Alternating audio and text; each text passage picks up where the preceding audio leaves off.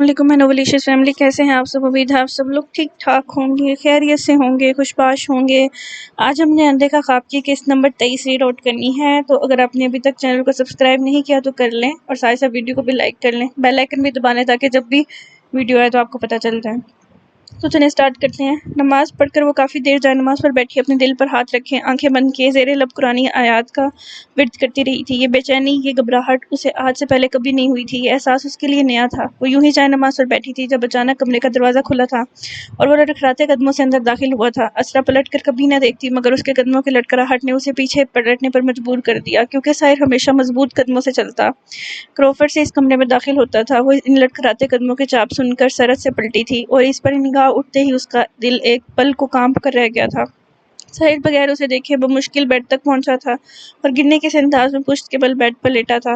اس کا چہرہ پسینے سے بری طرح تر تھا، آنکھیں بے طرح ضبط سے لال انگارہ ہو چکی تھیں۔ وہ بہت مشکل سے گھر تک پہنچا تھا۔ اس کی گاڑی بہت جگہوں پر لگتی لگتی بچی تھی۔ یوں کہنا بہتر ہوگا کہ شاید اس پر اللہ کا خاص کرم تھا، یا وہ کسی کی مضبوط دعاؤں کے حصار میں تھا جو وہ اس حالت میں بھی گھر تک پہنچ گیا تھا۔ اسے ڈرائیونگ کے دوران ہی مسلسل سینے میں ایک عجیب سا درد اٹھتا محسوس ہوا۔ اس نے پہلے برداشت کیا، جبکہ اس کے بعد تو اسے اپنے اندر کچھ کرتا ہوا محسوس ہوا۔ اس کی آنکھیں اس درد کی شدت کو نہ برداشت کرتے ہوئے مسلسل بند ہو رہی تھیں، مگر اس نے ہمت نہیں ہاری تھی۔ وہ اپنی برداشت کو آزماتا بمشکل گھر تک پہنچا تھا، جبکہ یہاں آتے ہی وہ ڈھہ گیا تھا۔ اشرا اس کی حالت دیکھتی تڑپ کر جائے نماز سے اٹھ کر اس کی جانب بڑھی تھی۔ اس کا چہرہ پسینے سے شرابور تھا۔ وہ سانس کھینچ کھینچ کر لے رہا تھا، اس کی پلکوں پر جیسے منہ بوجھ ہو جو اسے آنکھیں کھولنے نہ دے رہا ہو۔ اس کی حالت دیکھتی اسرا کے ہاتھ پاؤں کانپے تھے۔ کیا ہوا ہے آپ کو؟ آپ کی طبیعت ٹھیک ہے؟ اتنا پسینہ کیوں آ رہا ہے آپ کو؟ اسرا نے پریشانی سے اس کا چہرہ تھپتپاتے ہوئے اسے متفکری سے پوچھا۔ اسے اس کی حالت بہت زیادہ سیریس لگی۔ ساحر کی آنکھیں خطرناک حد تک لال ہو چکی تھیں۔ فین آن، کمرے کے وسط میں لگے پنکھے کی جانب اشارہ کرتے ہوئے وہ لڑکھڑاتے لہجے میں بولا تھا۔ اس کی سانس لینے میں اٹکنا شروع ہو چکی تھی۔ اس کی بات سنتی اسرا نے بغیر ایک لمحہ بھی ضائع کیے فوراً پنکھا آن کیا تھا، حالانکہ باہر ہڈیوں کو تھرتھرا دینے والی سردی پڑ رہی تھی۔ آپ کو کیا ہو رہا ہے؟ پلیز مجھے بتائیں، آنکھیں کھولیں اپنی۔ اسرا نے اپنے دوپٹے سے اس کے چہرے پر آئے بری طرح پسینے کو صاف کرتے ہوئے اس کا چہرہ تھپتپا کر اسے آنکھیں کھولنے پر مجبور کیا، جبکہ ساحر نے اپنی مسلسل بند ہوتی آنکھوں سے خود پر جھکی اسرا کو دیکھا تھا، جس کے چہرے پر اس کے لیے متفکری تھی۔ اس کی آنکھوں میں اس کے لیے آنسو تھے، اس کے لہجے میں اس کے لیے تڑپ تھی۔ اسرا عالم اور اس کے لیے روئے۔ یہ سب کچھ تو کسی اندیکھا خواب کی تعبیر لگتی تھی۔ وہ اسے ایک نظر بھر کر دیکھتا، اس قدر تکلیف میں بھی اپنی قسمت کی بے رحمی پر لبوں پر معمولی سی مسکراہٹ لاتا، آنکھیں ہمیشہ ہمیشہ کے لیے بند کر گیا۔ اس کے مفلوج ہوتے ذہن میں رومیو کا عکس ایک بار پھر لہرایا، تو یعنی اس کے ساتھ دھوکا ہوا تھا، اس کا اعتبار مات کھا گیا تھا، شاید اس کا اینڈ یوں ہی لکھا تھا۔ اسرا کے ہاتھ میں تھاما اس کا ہاتھ بے جان ہو گیا تھا، اس کا جسم کسی برف کی طرح سرد ہو گیا تھا اور سر بائیں جانب کو لڑک گیا۔ مسلسل بولتی اسے اٹھانے کی کوشش کرتی اسرا کی زبان کو بریک لگا تھا۔ وہ اس کے بے جان ہوتے ہاتھ کو دیکھ کر ایک پل کے لیے اپنی جگہ پر منجمد ہوئی تھی۔ اسے لگا ایک پل کے لیے سارے لاہور میں سناٹا چھا گیا ہو، جس کے ساتھ اس کا دل بھی ایک پل کے لیے دھڑکنے سے انکار کر گیا تھا۔ کائنات میں موجود ہر چیز اسے ٹھہراتی ہوئی محسوس ہوئی، ہر طرف جسے سکون چھا گیا، اور کمرے میں لگی وال کلاک کی ٹک ٹک کی آواز اتنی تیز ہو گئی جیسے ہر کوئی اس آواز کے تابع ہو۔ وہ نفی میں سر ہلاتی اس کا ہاتھ دوبارہ تھامتی بے یقینی سے اسے دیکھنے لگی، جس کے منہ سے سفید رنگ کی جھاگ نکلنے لگی تھی۔ اسرا کو لگا اس کمرے کی چھت اس پر گر گئی ہو۔ وہ منہ پر ہاتھ رکھے پٹی پٹی نگاہوں سے اسے دیکھتی مسلسل نفی میں سر ہلا رہی تھی۔ نہیں، آپ کو کچھ نہیں ہو سکتا، ساحر اسرا نہیں مر سکتا، مجھے ایسے چھوڑ کر نہیں مر سکتے، نہیں، ایسا نہیں ہو سکتا۔ اسرا پاگلوں کی طرح اپنے دوپٹے سے اس کے منہ سے نکلتی جھاگ صاف کرتی ہے، ذہنی انداز میں بولتی جیسے کچھ لمحوں کے لیے اپنا ذہنی توازن کھو بیٹھی ہو۔ اور آنکھیں کھولیں اپنی ساحر، کوئی ہے؟ یہ آنکھیں نہیں کھول رہے اپنی؟ آنٹی، حاشر بھائی، انہیں کہیں اپنی آنکھیں کھولیں پلیز، کوئی ہے؟ انہیں کہیں یہ مجھے ایسے تنگ نہیں کر سکتے۔ اسے کوئی جواب نہ دیتے دیکھ کے اسرا کی حالت ایسی تھی جیسے صدیوں کی پاگل ہو۔ وہ اس وقت شدید صدمے کے زیر اثر تھی، اور یہ صدمہ سیدھا اس کے ذہن پر اثر انداز ہوا تھا۔ وہ اس قدر سنگین صورتحال میں اس کا ہاتھ تھامے اسے اٹھانے کی کوشش میں ہلکان ہو رہی تھی، جبکہ اسے نہ اٹھتے دیکھو اب باقاعدہ کھلے دروازے سے باہر کو سب آوازیں دینے لگی تھی، مگر دکھنے میں وہ اپنے حواسوں میں نہیں لگتی تھی۔ کسی کا آخری سہارا بھی اسے چھین جانا کیسے ہوتا ہے، یہ اس وقت کوئی اسرا عالم کی حالت دیکھتا تو سمجھ جاتا۔ وہ پھر سے خالی ہاتھ ہو گئی تھی۔ اس نے شخص کو نہیں، اپنی بقیہ زندگی کو کھو دیا تھا، اپنے جینے کی آخری آس کو کھو دیا تھا۔ ہاں، اسے صحیح کہا تھا کہ اسے اس کے سائے میں جینے کی عادت ہو گئی تھی، تبھی تو اس کی آنکھیں بند کرتی ہی اسرا عالم بکھر گئی تھی۔ اسے اس شخص سے کوئی محبت نہیں تھی، بس وہ اس کا سہارا تھا، اس کی منزل کی طرف جاتا وہ راستہ جس میں وہ اکیلے نہیں چل سکتی تھی، جبکہ آج پہ وہ پھر اکیلی رہ گئی تھی، جیتے جی مر گئی تھی، اس کی دنیا اجڑ چکی تھی، اس کی موجودگی میں ہی میری جائے پناہ تھی۔ مہر وہ شخص فقط میرا سہارا نہیں آسمان ہوا کرتا تھا۔ حاشر اپنا کام ختم کر کے لیپ ٹاپ آف کر رہا تھا جب اسے باہر سے کسی کے رونے کی آواز سنائی دی۔ وہ اپنی کل ہونے والی پریزنٹیشن کی تیاری کرتا ابھی تک جاگ رہا تھا۔ اس نے پہلے اپنے خیال کی نفی کی تھی، جبکہ دوبارہ باقاعدہ اسرا کی بھیگی اور صدمے میں ڈوبی آواز سنتا وہ باہر کی جانب بھاگا تھا۔ اس کا کمرہ ساحر کے کمرے سے 2 کمرے چھوڑ کر تھا۔ وہ لمحوں میں اس کمرے تک پہنچا تھا اور کھلا دروازہ دیکھ کر ایک لمحے کے لیے اس کمرے کی دہلیز پر ہی رکا تھا۔ ساحر کو یوں ہوش و حواس سے بیگانہ بستر پر پڑا دیکھ اس کے قدموں کو جیسے زمین نے جکڑ لیا تھا۔ اس نے اسرا کی جانب دیکھا تھا جس کے گھنگریالے بال بکھرے ہوئے تھے۔ اسرا کا دوپٹہ آدھا اس کے شانے پر تھا، آدھا وہ ہاتھ میں تھامے لاپرواہی سے بیٹھی تھی اور خالی خالی نگاہوں سے ساحر کے چہرے کو تک رہی تھی۔ یوں لگتا تھا کہ جیسے اس کمرے میں قیامت آ کر گزر گئی ہو۔ وہ لمحوں میں تڑپ کر آگے بڑھا تھا۔ اس نے ساحر کا چہرہ تھپتھپایا تھا جو کہ بے سود پڑا تھا۔ اس نے اس کی نبض چیک کی تھی جس کی رفتار بہت سست تھی۔ اپنے بھائی کی حالت دیکھتے حاشر اسرار کے ہاتھ پاؤں بھول رہے تھے۔ وہ اسرا سے اس بارے میں پوچھ رہا تھا کہ اسے کیا ہوا ہے مگر جواب ندارت۔ اسرا تو بس اس کے چہرے پر نظریں جمائے نہ جانے کون سی دنیا میں گم تھی۔ ساحر کی حالت دیکھتے حاشر کو لگا اس کے دماغ کی نسیں پھٹ جائیں گی۔ وہ ہمت کرتا اس کمرے کی کھڑکی تک گیا، کھڑکی کا شیشہ کھول کر نیچے سے گارڈز کو فوراً اوپر آنے کا کہتا وہ ساحر کی جانب بڑھا تھا اور اسے لمحوں میں گارڈز کی مدد لیتا وہ گاڑی کی پچھلی سیٹ پر لٹا چکا تھا۔ پورے گھر میں موجود ہر شخص اپنے صاحب کو یوں ہوش و حواس سے بیگانہ دیکھ الرٹ ہوا تھا، متفکر ہوا تھا اور میسر بیگم گھر میں ہوتے شور کی آوازوں سے اٹھی تھی اور بے ساختہ ہی باہر پورچ کی جانب بڑھی تھی اور حاشر کو گارڈز کی مدد سے ساحر کو گاڑی میں لٹاتا دیکھ میسر بیگم کا دل منہ کو آیا تھا۔ وہ لپک کر اس جانب بڑھی تھی۔ ساحر ان کا شیر جوان بیٹا تھا جو اپنی اب تک کی زندگی میں بیمار بھی بہت کم ہوا تھا۔ حاشر بمشکل انہیں سنبھالتا، گاڑی کی فرنٹ سیٹ پر بٹھاتا، مزید دیر کے بغیر گاڑی پورچ سے نکالتا، روڈ پر لایا تھا اور فل سپیڈ پر کسی چیز کی پرواہ کیے اس کی گاڑی ہسپتال کی جانب رواں تھی۔ ان کی گاڑی کے پیچھے 2 گارڈ سے بھری گاڑیاں اس کی کار کو فالو کر رہی تھیں۔ میسر بیگم مسلسل روتے ہوئے حاشر سے اس بھیانک حقیقت کے بارے میں پوچھ رہی تھی جس پر وہ کچھ بھی بتانے سے قاصر تھا۔ وہ بے طرح بوکھلایا ہوا تھا، اس کے اسٹیئرنگ تھامے ہاتھ مسلسل لرز رہے تھے اور دل تیزی سے مچلتا اپنی جان سے پیارے بھائی کی زندگی کی دعا کر رہا تھا۔ اس نے اپنی آنسوں سے لبریز آنکھوں سے حاشر کو اسے لے کے جاتے دیکھا تھا۔ وہ جیسے پتھر کی ہو گئی تھی۔ اس کمرے میں تنہائی کا احساس ہوتے اسے بے ساختہ ہی اپنے اطراف سے ایک انجانا سا خوف محسوس ہوا تھا۔ اس کا ذہن اسے ماضی کی دردناک یادوں میں لے گیا تھا۔ اس کی نگاہوں کے سامنے پروفیسر کا بے رحمی سے قتل کیا گیا تھا چہرہ لہرایا تھا، رمشا کا معصوم سے چہرہ لہرایا تھا اور اب اس نے اپنے انہی ہاتھوں میں اس شخص کو اپنی آخری سانسیں لیتے دیکھا تھا۔ اس کا آخر والا نقصان ناقابل تلافی تھا۔ وہ نفی میں سر ہلاتی خود میں سمٹی سہمی ہوئی نگاہوں سے ارد گرد دیکھنے لگی۔ اس کا دل خوف کے مارے پھٹنے کو تھا۔ ذہن میں عجیب سی آوازیں گونجتی اس کے ہراس میں اضافہ کر رہی تھیں۔ وہ ذہنی طور پر ان سب سوچوں میں بری طرح جکڑی تھی جس سے چاہ کر بھی رہائی نہیں مل رہی تھی۔ اسے ماضی کی یادوں سے خوف سا محسوس ہو رہا تھا۔ اس کا ذہن ایک ساتھ بہت سی چیزوں کا شکار تھا۔ تم رہ لو گی میرے بغیر؟ ایک دن میرے بغیر رہ کر دیکھ لو یہ دنیا تمہارے ساتھ کیسا سلوک کرتی ہے۔ تم مانو یا نہ مانو تمہیں میرے سائے میں رہنے کی عادت ہو گئی ہے۔ اس کے کانوں میں جیسے کسی نے مخمور سے لہجے میں میٹھی سی سرگوشی کی تھی۔ اسرا نے تڑپ کر اپنے دائیں جانب دیکھا، وہ نہیں تھا، بس اس کی مسکراتی ہوئی لارج سائز تصویر تھی جو دیوار پر لگی، جیسے اس کمرے میں اس کی موجودگی کا احساس دلاتی تھی۔ اسرا نے نم آنکھوں سے اس تصویر کو دیکھا تھا۔ میں نے آپ کو بھی مار دیا، اذیت سے اس تصویر کی جانب دیکھ کر کہتی وہ شدید ذہنی خلشار کا شکار تھی۔ اس کا ذہن اسے اس سب کا مجرم ٹھہرا رہا تھا جس نے اس جیسی خوددار اور ایماندار لڑکی کی سانسیں تنگ کر دی تھی۔ مزید اس ذہنی دباؤ کے صدمے کو برداشت نہ کرتے وہ اپنے حواس کھوتی بستر پر گر گئی۔ اس کا ضبط بس اتنا ہی تھا، حالات نے اسے اندر سے توڑ دیا تھا، اس کی سکت ختم کر دی تھی کہ وہ پہلے والی مصیبتوں اور تکلیفوں کا بہادری سے مقابلہ کرنے والی اسرا نہیں رہی تھی۔ یہ اسرا تو قسمت کے بھنور میں پھنسی ایک مظلوم اور تھکی ہاری لڑکی تھی جو مزید درد برداشت نہیں کر سکتی تھی۔ تبھی آج اپنے آخری سہارے کو یوں آنکھیں بند کرتا دیکھ اسے شدید ذہنی صدمہ ہوا تھا جس کے باعث اس کا ری ایکشن غیر متوقع تھا۔ کچھ جذبے محبت سے بھی بہت آگے نکل جاتے ہیں، پسندیدگی سے پرے، خالص، جن میں اقرار معنی نہیں رکھتا، بس فرائض ہوتے ہیں، ادائیگی ہوتی ہے، محسوسات ہوتے ہیں اور یہ دل کے اندر تک اپنے جڑے پھیلائے پکے ہوتے جاتے ہیں۔ اس وقت لاہور میں ہر سو فجر کی اذانیں ہو رہی تھیں۔ اللہ کے پیارے بندے اپنے نرم گرم بستروں سے نکل کر اپنے رب کے حضور حاضری لگوانے جا رہے تھے، نماز ادا کرنے جا رہے تھے۔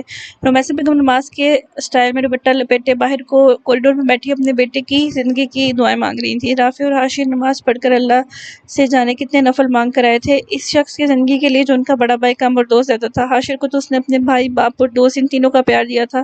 اس کی آنکھوں کے گوشے خشک ہی نہیں ہو رہے تھے، وہ سب ایمرجنسی کے باہر کھڑے مسلسل دعا گو تھے۔ رافع کو حاشر نے کال کر کے بلایا تھا اور اس کی بات سنتا رافع فل سپیڈ میں گاڑی ڈرائیو کرتا یہاں تک پہنچا تھا۔ ڈاکٹرز ابھی تک اس کے روم سے باہر نہیں نکلے تھے، بس کریٹیکل کنڈیشن کا بتاتے ہوئے انہیں دعا کرنے کا کہا تھا۔ رافع نے پولیس کو بلاتے ہوئے یہاں اس ہاسپٹل میں اس کی سیکیورٹی بڑھا دی تھی۔ ساحر کا نمبر ٹریس کرنے کے لیے ٹریکر کو سینڈ کیا تھا اور اسے اس کا 24 گھنٹوں کا ڈیٹا نکلوانے کے لیے کہا تھا جس سے وہ یہ جاننا چاہتا تھا کہ وہ پچھلے دن کہاں گیا تھا اور کس کس سے ملا تھا۔ حاشر وہ مشکل خود کو سنبھالتے اپنی ماں صاحب کو تسلیاں دے رہا تھا جنہوں نے رو رو کر اپنی حالت خراب کر لی تھی۔ حاشر کو لگ رہا تھا ان کے ہنستے مسکراتے گھر کو کسی کی نظر لگ گئی ہے جو یوں لمحوں میں یہ اچانک افتاد ان پر آ پڑی۔ صبح کی روشنی باہر پھیلنے لگی تھی جب ایمرجنسی روم کا دروازہ کھلا تو ڈاکٹرز باہر نکلتے ہوئے دکھائی دیے۔ رافع سب سے پہلے بے چینی سے آگے بڑھا تھا، جبکہ حاشر بھی اپنے دل کو مضبوط کرتا، خود کو ہر طرح کی خبر کے لیے تیار کرتا ڈاکٹر کے قریب آیا تھا۔ ہم نے ان کا ٹریٹمنٹ کر دیا، وہ اب خطرے سے باہر ہیں، مگر انہیں ہوش کب تک آئے گا ہم کچھ نہیں کہہ سکتے۔ اس ڈرگ نے ان کے ذہن پر بہت گہرا اثر کیا ہے۔ یہ تو وہ بہت بہادر تھے اور یقیناً ان کی ول پاور بہت اسٹرانگ ہے، جس کی وجہ سے اب تک سروائیو کر گئے، ورنہ ان کی جگہ کوئی اور ہوتا تو ہسپتال آنے سے پہلے ہی دم ٹوٹ جاتا۔ باقی آپ لوگ دعا کریں۔ ڈاکٹر نے پروفیشنل سے انداز میں بتایا، جس پر حاشر اور رافع نے اپنا کب سے چھوڑا وہ سانس بحال کیا۔ رومیسا بیگم نے بے ساختہ ہاتھ اٹھا کر اللہ کا شکر ادا کیا۔ سر کو کیا ہو گیا تھا؟ وہ اس حال میں کیسے پہنچے؟ رافع ڈاکٹر کے جواب سے مطمئن نہیں ہوا تھا، وہ سوالی انداز میں گویا ہوا۔ ایس ایس پی صاحب پچھلے کچھ مہینوں سے ڈرگز لے رہے تھے۔ کل رات انہوں نے کافی زیادہ مقدار میں ڈرگز کا استعمال کیا، جو کہ ان کے لیے جان لیوا ثابت ہوا۔ جس قسم کی خطرناک ڈرگز وہ استعمال کر رہے تھے، یہ کسی بھی انسان کو 2 مہینوں میں ختم کر کے رکھ دے۔ خیر وہ اب خطرے سے باہر ہے، آپ لوگ پلیز خیال رکھیے گا کہ وہ دوبارہ سے ایسی عادتوں میں نہ پڑے، ورنہ اس بار تو وہ بچ کے آئندہ کی کوئی گارنٹی نہیں۔ ڈاکٹر نے انہیں تفصیل سے بتاتے ہوئے افسوس سے انداز میں کہا، جس پر وہاں موجود سب کو شوق لگا تھا۔ واٹ؟ ڈرگز؟ آپ کو ضرور کوئی غلط فہمی ہوئی ہے، سر نے کبھی ڈرگز نہیں لی، وہ نشہ نہیں کرتے۔ رافع کا دل کیا اس ڈاکٹر کو ایک زوردار تھپڑ سے نواز دے جو یقیناً بکواس کر رہا تھا۔ ظاہر ایسی حرکت کر ہی نہیں سکتا تھا۔ اس نے مشتعل سے لہجے میں کہا تھا، آپ کو اگر میری بات پر یقین نہیں تو آپ ان کی رپورٹ چیک کر لیں، میرا کام تو آپ لوگوں کو اس حقیقت سے آگاہ کرنا تھا، باقی اسے قبول کرنا یا نہ کرنا آپ کی مرضی۔ رافع کے مشتعل ہونے پر ڈاکٹر سپاٹ لہجے میں اپنی بات کہتا وہاں رکا نہیں تھا، اپنے آفس کی جانب بڑھ گیا تھا۔ یہ آدمی کیا بکواس کر گیا؟ رافع بھائی ڈرگز نہیں لیتے، اس معاملے کی چھان بین کرواؤ، مجھے اپنے بھائی کے کردار پر ایک حرف بھی برداشت نہیں۔ حاشر نے ضبط سے مٹھیاں بھینچتے ہوئے رافع کو دیکھ کر کہا، اپنے بھائی کے کردار کی گواہی تو آنکھیں بند کر کے بھی دے سکتا تھا، میں کرواتا ہوں، ڈونٹ وری۔ اپنی حیرانی کو چھپاتے ہوئے اسے شانے پر ہاتھ رکھ کر اسے تسلی دیتا 2 کانسٹیبل کو اپنے پیچھے آنے کا اشارہ کرتا ہاسپٹل سے باہر نکلا تھا۔ رومیسا بیگم کو ان سب باتوں کی پرواہ نہیں تھی، وہ بس اپنے بیٹے سے ملنا چاہتی تھی، جس پر وہ حاشر کو اصرار کر رہی تھی کہ وہ انہیں اس کے کمرے میں لے کر چلے، جبکہ ابھی تک ساحر کو ICU میں ہی رکھا گیا تھا۔ اس کے کمرے کے باہر رافع نے اس کی حفاظت کے لیے پولیس سیکیورٹی رکھوائی تھی۔ نرسز اور ڈاکٹرز ہر کسی کا باقاعدہ مختصر سا ڈیٹا نوٹ کر کے انہیں اس کے روم میں جانے دیا جا رہا تھا، کیونکہ وہ کوئی عام انسان ہرگز نہ تھا۔ SSP ظاہر اسرار تھا، جس کی جان بہت قیمتی تھی۔ بی بی جی آپ ٹھیک ہیں؟ اس کے چہرے پر پانی کے چھینٹے مار کر اسے اٹھاتے ہوئے ملازمہ نے فکر مندی سے پوچھا تھا۔ وہ اپنی بوجھل ہوئی پلکوں کو مشکل کھولتی، اپنے چکراتے سر کو دونوں ہاتھوں میں تھامتی اٹھ کر بیٹھی تھی اور حواس باختگی سے ادھر ادھر دیکھنے لگی۔ اس کا ذہن آہستہ آہستہ بیدار ہو رہا تھا، وہ بستر پر سو رہی تھی، اس کا سر بری طرح دکھ رہا تھا، جیسے کوئی بہت بری گہری چوٹ لگی ہو۔ اس کا ذہن بیدار ہوتا آہستہ آہستہ اسے موجودہ صورتحال سے آگاہ کر رہا تھا۔ رات کا منظر یاد آتے اس نے بے چینی سے ایک نظر پورے کمرے میں دوڑائی تھی، مگر وہ کہیں بھی نہیں تھا۔ اس کا دل کسی انہونی کے ساتھ ایک پل کو لرزا تھا۔ اس نے اپنے رونے سے سوجی آنکھوں سے ملازمہ کو دیکھا تھا، جو کہ متفکری سے اس کی جانب دیکھ رہی تھی۔ اب وہ اب کیسے ہیں تم جانتی ہو؟ ان کی طبیعت کیسی ہے اب؟ اپنے خیالوں کی سختی سے نفی کرتی وہ اس کے بارے میں پوچھنے کے لیے موزوں الفاظوں کا انتخاب کرتی، بہت محتاط دکھتی تھی۔ ملازمہ نے ایک طرح ہمدردی نگاہ اس لڑکی پر ڈالی تھی، جو کہ کسی مرجھائے ہوئے پھول کی مانند دکھائی دیتی تھی۔ بڑے صاحب بالکل ٹھیک ہیں بی بی جی، وہ اب خطرے سے باہر ہیں۔ کچھ دیر پہلے حاشر بھائی کا اسپتال سے فون آیا تھا کہ میں آپ کو بتا دوں، اس لیے میں یہاں آئی تھی۔ ملازمہ نے تسلی دینے والے انداز میں جیسے اس کی زندگی کے پھر سے نوید سنا دی تھی، جسے سن کر اسرا نے سکون کا سانس لیا۔ اس کے لبوں سے بے ساختہ الحمدللہ نکلا تھا، جبکہ آنکھوں سے جیسے تشکر کے کئی آنسو ٹوٹ کر گرے تھے، جس پر اس کا اختیار نہیں تھا۔ یوں لگتا تھا جیسے اس کی سولی پر لٹکی جان کو قرار مل گیا تھا۔ وہ اپنے رب کا جتنا شکر ادا کرتی اتنا کم تھا۔ بی بی جی آپ ہسپتال کیوں نہیں گئی بڑے صاحب کے پاس؟ ملازمہ نے اس کے مرجھائے ہوئے چہرے پر پھیلتے سکون کو دیکھتے ہوئے نرمی سے پوچھا۔ اسرا نے اس کے سوال کرنے پر ایک نظر اس کی جانب دیکھا اور بے ساختہ ہی کل رات کا منظر اس کی آنکھوں کے سامنے لہرایا تھا۔ وہ ایک پل کو کچھ نہ بول سکی۔ مجھے ہسپتال کے ماحول سے الرجی ہے، میں وہاں نہیں جاتی، اسرا نے بغیر اس کی جانب دیکھ کر جھوٹ بولتے ہوئے کہا اور اپنے بیڈ سے نیچے گرا اور دوپٹہ تھام کر اسے اوڑھتی ہوئی دوبارہ تھوڑا لاپرواہ سے انداز میں بولی۔ ملازمہ نے کچھ حیرانی سے اسے دیکھا تھا۔ ہسپتال میں کوئی اور نہیں اس کا شوہر تھا، جس پر جانے کیسے وہ اتنی لاپرواہی کا مظاہرہ کرتی کہہ رہی تھی۔ ملازمہ کو اپنی چھوٹی بی بی کا اپنے بڑے صاحب سے یہ اجتناب اچھا نہ لگا۔ اس سے پہلے وہ کچھ مزید کہتی جب اسے اسرا کی سنجیدگی بھری آواز سنائی دی، آپ ہسپتال میں ناشتہ بھجوانے کی تیاری کریں، حاشر بھائی سے کال کر کے اپنے بڑے صاحب کے کھانے کے بارے میں پوچھیں اور گلزار بابا کے ہاتھوں کھانا ہسپتال بھجوائیں۔ اسرا کا لہجہ تحکم بھرا تھا، جس پر ملازمہ فوراً اس بات میں سر ہلاتی کمرے سے باہر نکل گئی تھی اور اسرا کے چہرے پر چھائی سنجیدگی لمحوں میں زائل ہو گئی تھی۔ اس نے بے ساختہ اپنے کمرے کا دروازہ بند کیا تھا۔ وہ بے اختیار بیڈ کی جانب دیکھتی، اس کے ایک کونے پر ٹک گئی۔ اس کے سر میں ابھی بھی درد ہو رہا تھا، آنکھوں میں اب بھی مسلسل رونے کے باعث جلن ہو رہی تھی، مگر اس کے ذہن کی اسکرین پر کل رات کا منظر چل رہا تھا، جس نے اس کے دل کی دھڑکن کو بڑھا دیا تھا۔ کل رات کی اپنی بے ساختگی پر اسے رہ رہ کر خود پر حیرانی ہو رہی تھی۔ یہ مجھے کیا ہو گیا تھا؟ انہیں تکلیف میں دیکھ کر کیوں میرا دل تڑپ اٹھا تھا؟ کیوں ان کی آنکھیں بند ہوتی ہی مجھے اپنے چاروں جانب اندھیرا ہوتا ہوا محسوس ہوا تھا؟ کیوں ان کو ہوش و حواس سے بیگانہ دیکھ کر میں برداشت نہیں کر پائی تھی؟ کیا میرا یہ رد عمل صرف انسانیت کے ناطے تھا؟ نہیں، یہ اسے بہت زیادہ تھا، بہت زیادہ۔ ان چند گھنٹوں میں جو ذہنی اذیت میں نے کل رات برداشت کی، ایسا پہلے کبھی نہیں ہوا تھا۔ وہ اپنے گزشتہ رد عمل پر سوچتی، اپنا سر دونوں ہاتھوں میں گراتی، جیسے خود بھی اپنے کل کی کیفیت پر حیران تھی۔ اس کا ذہن بہت سی سوچوں سے اما جگہ بنا ہوا تھا جو کہ اسے سر میں درد میں مزید اضافہ کر رہا تھا۔ وہ خود کو ان سوالوں سے آزاد کروانا چاہتی تھی جبکہ اسے کوئی ٹھوس وجہ سمجھ نہیں آ رہی تھی جسے وہ اپنے ذہن کو دلیل دے کر خاموش کروا پاتی۔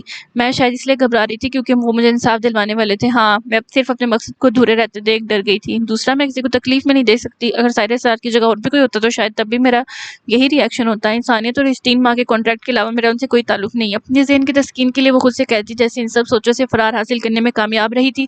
آخر والی بات سختی سے اپنے تڑپتے دل کو جو کہ محبت کا راگ لاپ رہا تھا باور کرواتی، ان شور مچاتی دھڑکنوں کو خاموش کروا چکی تھی۔ وہ مزید وہاں رکے اس کمرے سے باہر نکل گئی تھی کیونکہ اس کمرے میں اسے ہر جگہ سائر کی خوشبو محسوس ہو رہی تھی جو کہ اس کے ذہن اور دل کو اپنے مضبوط حصار میں جکڑی ہوئی تھی، اور وہ اس شخص کے سحر سے فرار چاہتی تھی کیونکہ ان کمزور دلائل نے اس کی دل کو وقتی تو خاموش کروا دیا تھا مگر مستقبل میں یہ دھڑکنیں قطعی اس کی سننے والی نہیں تھی۔ اسے کہتے ہیں کہ ایک تیر سے 2 شکار۔ اب آئے گا نا اس کھیل میں اصلی مزہ، جب وہ زخمی شیر دھاڑے گا اور میں اس کی ساری سلطنت تباہ کر دوں گا۔ سگار کا گہرا کش لیتے ہوئے وہ ہوا میں دھواں چھوڑتے ہوئے بڑے محظوظ سے انداز میں اپنی کارروائی پر سرشاری سے بولے تھے۔ اسد کے چہرے پر بھی ایک کمینی سی مسکراہٹ پھیلی ہوئی تھی۔ سر، وہ ڈاکٹر اپنی پروموشن کی ڈیمانڈ کر رہا تھا اور اپنے بیٹے کی ابراڈ میں ایڈمیشن کی۔ اسد نے انہیں اس ڈاکٹر کی ڈیمانڈ سے کہا کرتے ہوئے کہا، اسے جو بھی چاہے ہم دیں گے، اور ساتھ ساتھ اس پر نظر بھی رکھنا کیونکہ ہم معمولی سی غلطی بھی برداشت نہیں کر سکتے۔ منظور شاہ نے اسد کی جانب دیکھ کر اسے فراخ دلی سے کہا جس پر اس نے اس بات میں سر ہلایا تھا، اس لڑکے رومیو کا کیا کرنا ہے سر؟ یہ ہے تو اس کا ہی وفادار کتا، اگر آپ کہیں تو اس کا منہ ہمیشہ ہمیشہ کے لیے بند کرا دوں؟ اسد نے اسے مزید آگے کے لائحہ عمل کے بارے میں پوچھتے ہوئے صفاقی سے کہا، نہیں، اس کا کام تو وہ SSP خود ہی تمام کر دے گا، ہم کیوں مزید ایک اور قتل اپنے سر لیں؟ تم اسے 4 دنوں کے لیے غائب کر دو، اس کے بعد اسے چھوڑ دینا، پھر وہ خود ہی کہیں جانے کے قابل نہیں رہے گا کیونکہ اسے ڈھونڈتے پولیس والے ویسے اسے بوچھ لیں گے، تو دونوں طرح سے ہمارا کام ہو جائے گا۔ منظور شاہ نے اسے سمجھاتے ہوئے کہا جس پر اسد نے اس بات میں سر ہلایا تھا، اور میڈیا میں یہ نیوز کب آن ایئر کرنی ہے؟ اسد نے بے چینی سے پوچھا کیونکہ اس کے سر پر اپنا بدلہ سوار تھا۔ کل صبح یہ خبر ہر نیوز چینل پر چلنی چاہیے اور ہر اخبار کی سرخیوں میں نمایاں ہونی چاہیے۔ بہت شوق ہے نا SSP کو اپنے کارنامے ٹی وی پر دکھانے کا، تو آئی ہوپ اسے ہمارا تحفہ پسند آئے گا۔ منظور شاہ نے کروفر سے نفرت امیز لہجے میں کہا، اس کا بس چلتا تو وہ اس کے بچ جانے پر خود اسے شوٹ کر دیتا، مگر اب یہ کھیل مزید دلچسپ ہو چکا تھا اور وہ اسے اب کھیلنے کا ارادہ رکھتا تھا۔ ہوپ سو، ان کی بات پر محسوس ہوتا کہتا، وہ کمینی سے ہنسا تھا۔ آج رات ایک شاندار پارٹی کا انتظام کراؤ اسد، اس SSP کے ایک بار موت کے منہ سے بچ کر اب روز مرنے کی خوشی میں۔ منظور شاہ نے گلاس میں حرام سیال کو انڈیلتے ہوئے سرشاری سے کہا جس پر اسد نے فوری حامی بھری تھی۔ آج رات تو واقعی جشن کی رات تھی۔ اب یہ تو وقت ہی جانتا تھا کہ سائر سرار کا بچ جانا مستقبل میں ان کے حق میں کیسا ثابت ہونے والا تھا۔ اسے 1 گھنٹے پہلے ہی ہوش آیا تھا۔ اسپتال کے باہر لمبی قطار میں اس کے چاہنے والے ہاتھوں میں پھول تھامے اسے ایک نظر دیکھنے کے خواہشمند تھے۔ ان سب میں اس کے پولیس اسٹیشن کا سٹاف، وہ لوگ جن سے اس نے کبھی بھلائی کی تھی، جو اس کی بہادری کے فین تھے۔ اس میں میڈیا شامل تھا جسے پولیس نے سختی سے اندر داخل ہونے سے روک رکھا تھا۔ اس وقت ہسپتال میں اس کے روم کے باہر سیکیورٹی بہت ٹائٹ تھی۔ اس کے روم میں صرف اس کی فیملی ممبرز تھے جن کے علاوہ کسی کو بھی اندر جانے کی اجازت نہیں تھی۔ یہ کوئی دن کے 12 بجے کا وقت تھا۔ وہ بستر پر مشکل بیڈ سے ٹیک لگا کر نیم دراز سا بیٹھا تھا، ان سب کو دیکھ رہا تھا جنہوں نے اس کے لیے رو رو کر کچھ ہی گھنٹوں میں اپنی حالت بگاڑ لی تھی۔ سائر پہلے سے اب کافی بہتر محسوس کر رہا تھا جبکہ اس کے پورے جسم میں شدید درد کی لہر وقفے وقفے سے اٹھتی اس کی رنگت کچھ لمحوں کے لیے متغیر کر دی تھی۔ وہ جس بہادری سے اتنے گھنٹوں سے اذیت سے اپنی موت سے لڑا تھا اس میں کوئی مثال نہ تھا۔ اس کمرے میں سب تھے سوائے اسرا کے جس پر جانے کیوں اسے برا لگا تھا۔ وہ اپنی آنکھیں کھولنے کے بعد اسے اپنے سامنے دیکھنا چاہتا تھا جس کی آنکھوں میں اس نے کل رات اپنے لیے آنسو دیکھے تھے۔ اس کا دل چاہا کہ اس کے آنکھ کھلتے ہی وہ اسے اب بھی اپنے پاس دیکھتا، اس کی آواز سنتا، اس کے چہرے پر اپنے لیے ہمدردی دیکھتا، وہ اس کی خیریت ہی پوچھ لیتی، مگر اس کی غیر موجودگی سارے سرار کو افسردہ کر گئی تھی۔ محب کو محبوب کی توجہ کے سوا چاہیے کیا ہوتا ہے جبکہ یہ سکون اسے میسر نہ تھا۔ میں اب ٹھیک ہوں ماں صاحب، یہ پھونکیں مارنا بند کر دیں۔ رومیسا بیگم کو اپنے چہرے پر نرمی سے جھک کر کچھ پڑھ کر پھونک مارتا دیکھ وہ غیر سنجیدگی سے بولا تھا، تم خاموش رہو بالکل۔ اس عمر میں ماں کو پریشان کرتے ہوئے شرم نہیں آتی؟ اپنی ضد کا انجام دیکھ لیا نا تم نے، اب بس تم اس نوکری سے ریزائن کرو گے۔ اپنے بیٹے کی زندگی سے بڑھ کر مجھے اور کچھ عزیز نہیں۔ ملک کی خدمت کرنے کو بہت سے لوگ موجود ہیں، تمہیں مزید اپنی جان خطرے میں ڈالنے کی ضرورت نہیں۔ رومیسا بیگم نے خفگی سے نم آنکھوں سمیٹ کر اسے دیکھ کر کہا۔ ان کی ناراضگی میں اس کے لیے محبت تھی، اس کی تکلیف پر اسے ہمدردی تھی۔ وہ اپنے بچے کی موت کے منہ میں دوبارہ نہیں دھکیلنا چاہتی تھی، جس پر انہوں نے اپنا دل سخت کرتے ہوئے کہا، زیمل تم ہی سمجھاؤ ماں صاحب کو، جب سے آئی ہو بس روئی ہی جا رہی ہو۔ اب بھی مرا نہیں ہوں، میں بچ گیا ہوں۔ سائر نے رومیسا بیگم کے بے لچک لہجے پر اپنے بیڈ کے کنارے ٹک کر بیٹھی زیمل کو مخاطب کرتے ہوئے کہا جو کہ کچھ دیر پہلے ہی آئی تھی، اور جب سے آئی تھی ایک پل کے لیے اس کے آنسو نہیں رکے تھے۔ زیمل کو آنکھوں میں یہ آنسو اسے کسی صورت برداشت نہیں تھے، اس لیے سائن نے بظاہر غیر سنجیدگی سے اسے مخاطب کیا تھا جبکہ اس کا سر باری ہو رہا تھا۔ شرم کر لو ساحر، تم نے واقعی کوئی کسر نہیں چھوڑی تھی، اب ہم سب کو ایک ہی سانس میں مارنے کی۔ ماں صاحب بالکل ٹھیک کہہ رہی ہیں، دفع کرو اس نوکری کو جس میں پل پل تمہاری جان کو خطرہ ہو۔ ہم سب تمہیں کھونا نہیں چاہتے، بابا کے بعد میں تمہیں کھونے کی ہمت نہیں ہے۔ زیمل نے اس کی جانب دیکھ کر پہلی بات خفیے سے کہی جبکہ دوسری بات اپنے لہجے میں دنیا جہان کی متفکری لیے کہی۔ اس کا تو یہ خبر سن کر سانس ہی سینے میں اٹک گیا تھا، سر سے آسمان سر کٹا ہوا محسوس ہوا۔ اپنے باپ کے بعد وہ اپنے باپ جیسے بھائی کو نہیں کھونا چاہتی تھی۔ اسے جیسے ہی حاشیے نے فون کر کے بتایا، وہ حنان کو اس کی دادی کے پاس چھوڑ کر ڈرائیور کے ساتھ یہاں پہنچی تھی۔ زیمل کی بات پر سائن نے ایک پل کو اپنی بوجھل ہوتی آنکھیں بند کی تھی۔ جب وہ ہوش میں آیا تھا تبھی ان سب کی ناراضگی بھرے جملے سن رہا تھا جن میں ان کا پیار تھا، جس سے وہ واقف تھا۔ وہ سب اس سے اور اس کے جاب سے بہت خائف دکھائی دیتے تھے۔ حاشی لگ اترے ہوئے چہرے کے ساتھ منہ پھیلائے ایک جانب کھڑا اسے دیکھ رہا تھا، یوں لگتا تھا کہ گزشتہ رات وہ بہت خوار ہوا ہو۔ ساحر ان سب کی محبتوں کے تہہ دل سے قدر کرتا تھا، مگر وہ کبھی بھی موت کے ڈر سے اپنے فرائض سے پیچھے نہیں ہٹ سکتا تھا۔ جیسا آپ لوگ چاہتے ہیں ویسا ہی ہوگا، ان تینوں کی جانب دیکھتے ہوئے جیسے فی الوقت اس نے انہیں تسلی دینے کی کوشش کرنے کے لیے کہا، جس پر وہاں موجود رمیسہ بیگم، حاشر اور زیمل نے پہلے بے یقینی سے اسے دیکھا اور پھر اسے سنجیدہ دیکھ کر ان تینوں کے چہرے پر حیرانی بھری پرسکون سی مسکراہٹ نمودار ہوئی تھی۔ جیتے رہو، اللہ تمہیں لمبی زندگی دے، رمیسہ بیگم نے خوش ہوتے ہوئے اپنے آنسو صاف کر کے اس کی پیشانی پر بوسہ لیتے ہوئے کہا۔ سائن نے بھی ان کا ہاتھ تھام کر اپنے لبوں سے لگایا تھا، ماں سے زیادہ تو اسے کچھ بھی پیارا نہیں تھا۔ رمیسہ بیگم کے پیچھے ہوتے ہی حاشر اور زیمل نم آنکھوں سمیت ایک ساتھ اس کے گلے لگے۔ زیمل اس کی دائیں جانب تھی جبکہ حاشر بائیں جانب۔ سائن نے ذرا سا اٹھتے ہوئے ان دونوں کو اپنی بازوں میں بھرا تھا جن کے چہروں کی اداسی اسے کسی صورت قبول نہیں تھی۔ رمیسہ بیگم اپنے بچوں کے پیار کو دیکھتی دل سے ان کی سلامتی کی دعائیں کرنے لگی۔ وہ سب ایک ساتھ بہت مکمل اور حسین لگتے تھے، ایک ہیپی فیملی، اور ساحر کا زیمل اور حاشر کو ہمیشہ سے بچوں کی طرح ٹریٹ کرنا انہیں اس کے مزید قریب کر دیتا تھا۔ اپنے باپ کے بعد وہی اپنے گھر کا سربراہ تھا جس نے اتنے سالوں سے سب کو اپنے سائے کی چھاؤں میں سمیٹا ہوا تھا۔ آپ نے شادی کے لیے ہال کی بکنگ کروا دی؟ آج آرزو کی ساس آئی تھی اس کے لیے کپڑے اور تحائف لے کر، وہ بتا رہی تھی کہ انہوں نے لاہور کا سب سے مہنگا ہال بک کیا ہے۔ میں بتا رہی ہوں آپ بھی پیسہ خرچ کرنے میں کوئی کنجوسی نہیں دکھائیں گے، سمیرہ بیگم نے اپنے شوہر کو باور کرواتے ہوئے آج کے دن کی بابت دیتے ہوئے کہا، جس پر سہیل صاحب نے فوراً برداری سے اس بات میں سر ہلایا تھا جبکہ اس مہنگائی نے تو جان نکال رکھی تھی۔ لائی چائے لے آؤ بیٹا، چائے بنانے میں اتنا ٹائم کب لگتا ہے؟ سمیرہ بیگم نے لاؤنج میں بیٹھ کر کچن کی جانب منہ کر کے اپنی چھوٹی بیٹی کو آواز دیتے ہوئے کہا، جو کہ کچھ سیکنڈز بعد ہی چائے کی ٹرے ہاتھ میں تھامے لاؤنج میں داخل ہوئی تھی۔ جیتی رہو بیٹا، اپنی طرف بڑھایا ہوا اس کا کپ تھام کر چائے کا کپ تھام کر سہیل صاحب خوش دلی سے بولے تھے جبکہ سمیرہ بیگم کے تاثرات ہنوز بیزار ہی تھے، ان کی خواہشیں کبھی ختم نہیں ہوتی تھیں۔